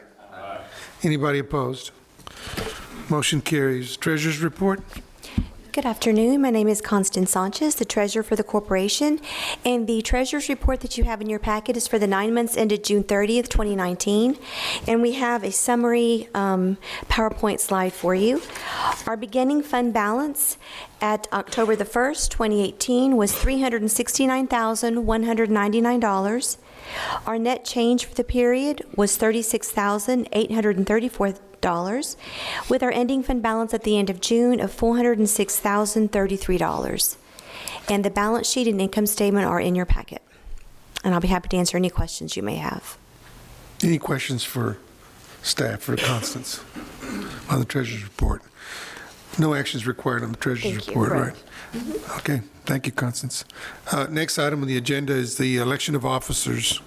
We're going to elect, first off, I want to take care of we've got recommended offices: general manager, our city manager, Peter Zanoni; assistant general manager, Keith Selman; secretary, Rebecca Huerta; assistant secretary, Paul Pierce; treasurer, Alma Casas; and assistant treasurer, Judy Villalon. I'm sorry. All right, can I get a motion to approve? Second. Okay, motion and a second to approve those officers. All those in favor say aye. Aye. Anybody opposed? Okay, great. I'll now accept nominations for president. Second.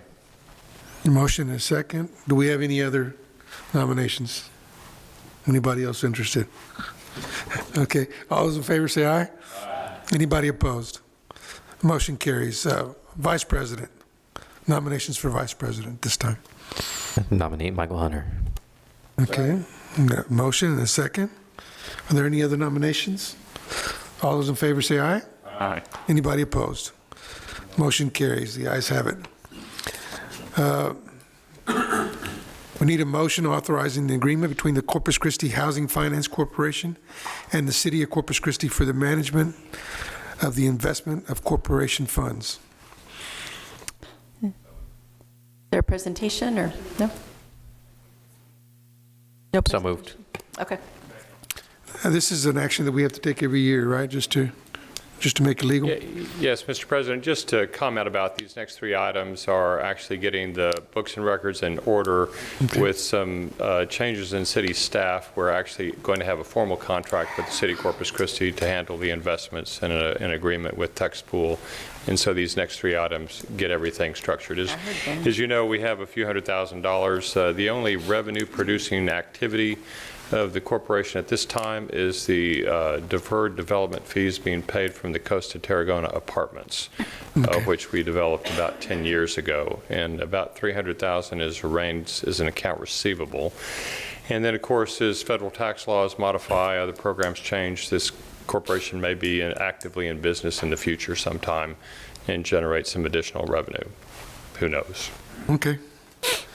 All right, so we had a motion and a second to authorize the agreement between Corpus Christi Housing Authority and the City of Corpus Christi. I'm sorry, we didn't hear the second. We heard Mr. Molina's motion, but thank you, Mr. Hunter. Okay, over here. Yeah. I didn't know if it was Michael or Roland or myself. Okay. All right, is there any discussion about item number 7? Board. Okay, all those in favor say aye. Aye. Anybody opposed? Motion carries. We need a resolution adopting investment policy and investment strategy for the Corpus Christi Housing Finance Corporation.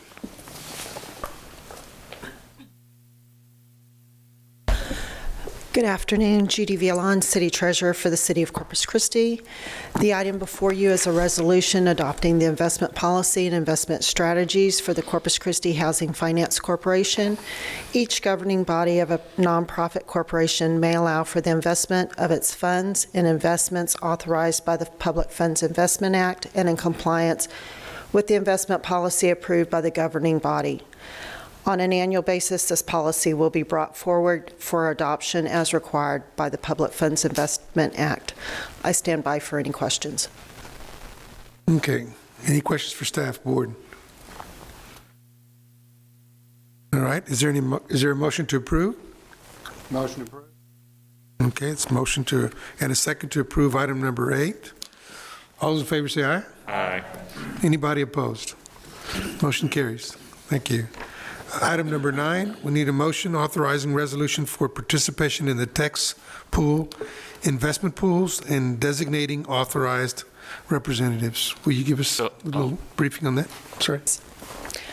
Good afternoon, Judy Vialon, City Treasurer for the City of Corpus Christi. The item before you is a resolution authorizing participation in the tax pool, investment pool, and designating authorized representatives. Under item 7 of the agenda, an agreement was approved for the City of Corpus Christi to manage the investment of corporation funds.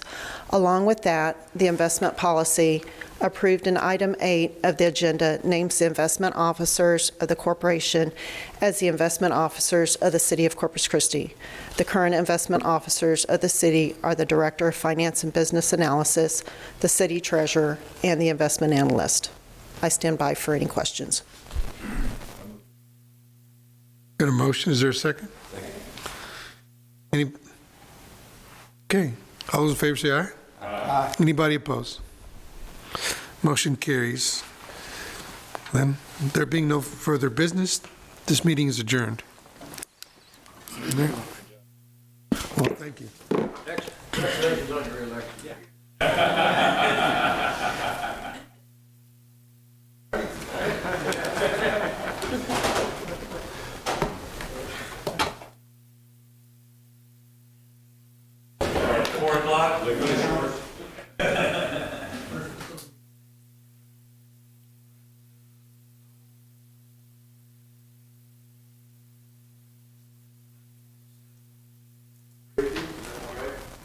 Yes, sir, that's correct, and your microphone's not on.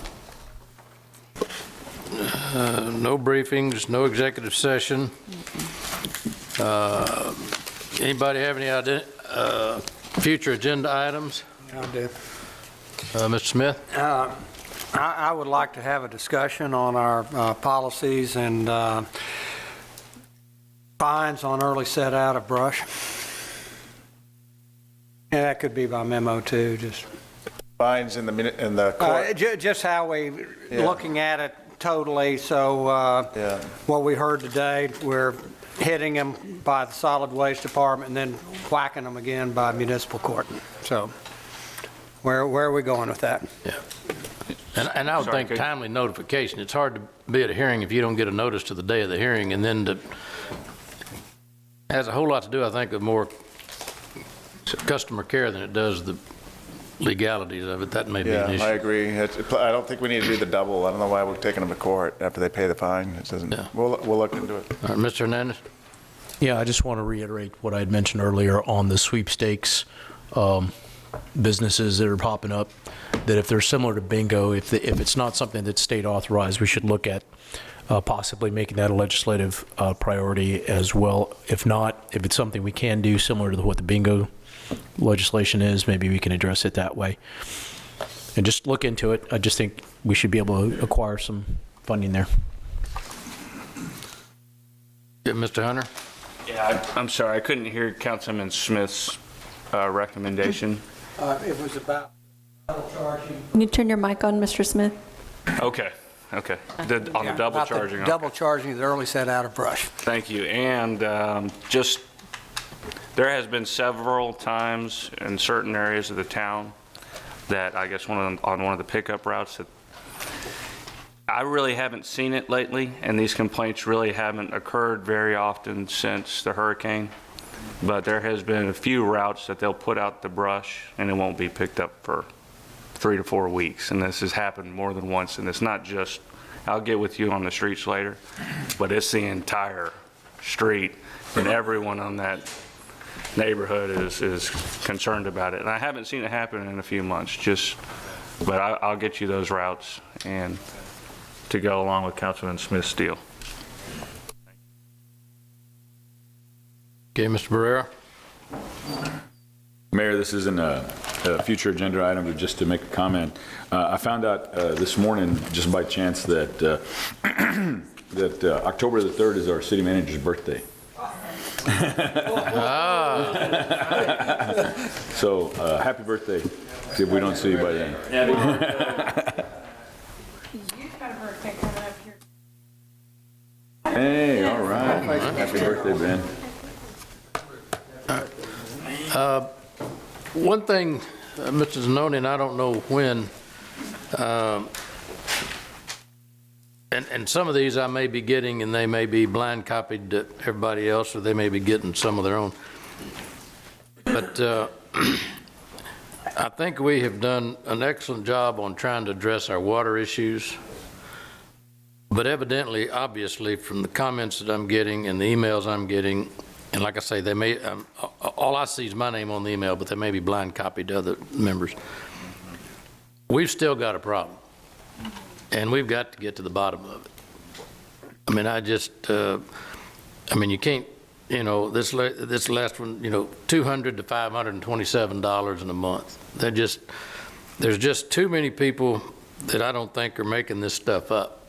So somewhere, I don't know what the problem is, but we've got to get this under control. And so I don't know what, you might get with Mr. Collins and either an email or just some presentation, but there's a ghost out there somewhere that's causing us some problems. And I don't know whether it's in our system or it's in our processing or what it is, but I mean, I left my house this morning, 3 houses down from me, truck was out with his bumper lights blinking, and I pulled past him, and it's a city utility. I'm sure they're calling to get him to come read the meter. But, that's $60 a pop, and it would be interesting also to find out how many of those people that we've gone out and checked and that we've actually billed the $60 to check the meter, whatever it is, how many of them found there was no leak. I think they're going to, but we've got a problem. I'm concerned too. Can you turn your mic on, Rudy? I thought we were finished. I apologize. Yeah, I've got the same concern. I still think that there's an issue. I was having dinner with some folks from Coza Lago Vista last week, and they had multiple people on their street that said they had issues like that. Their water bills running $700 and $100 and stuff like that. So again, these are honest, tax-paying people happy to live in the city, but they're saying that they feel they're being tagged in an unjust manner. So if we could just get 10 accounts that had this huge increases and let us know what the results of that research was, I'd feel a lot more comfortable. Well, and to that point, and I've got one waiting, and these are all people in Buckingham Estates, and it sounds like it's quite a few. I don't even, it warrants going and talking to them and saying, and correct me if I'm wrong, we're sitting here asking this, but I thought this all comes down to the billing.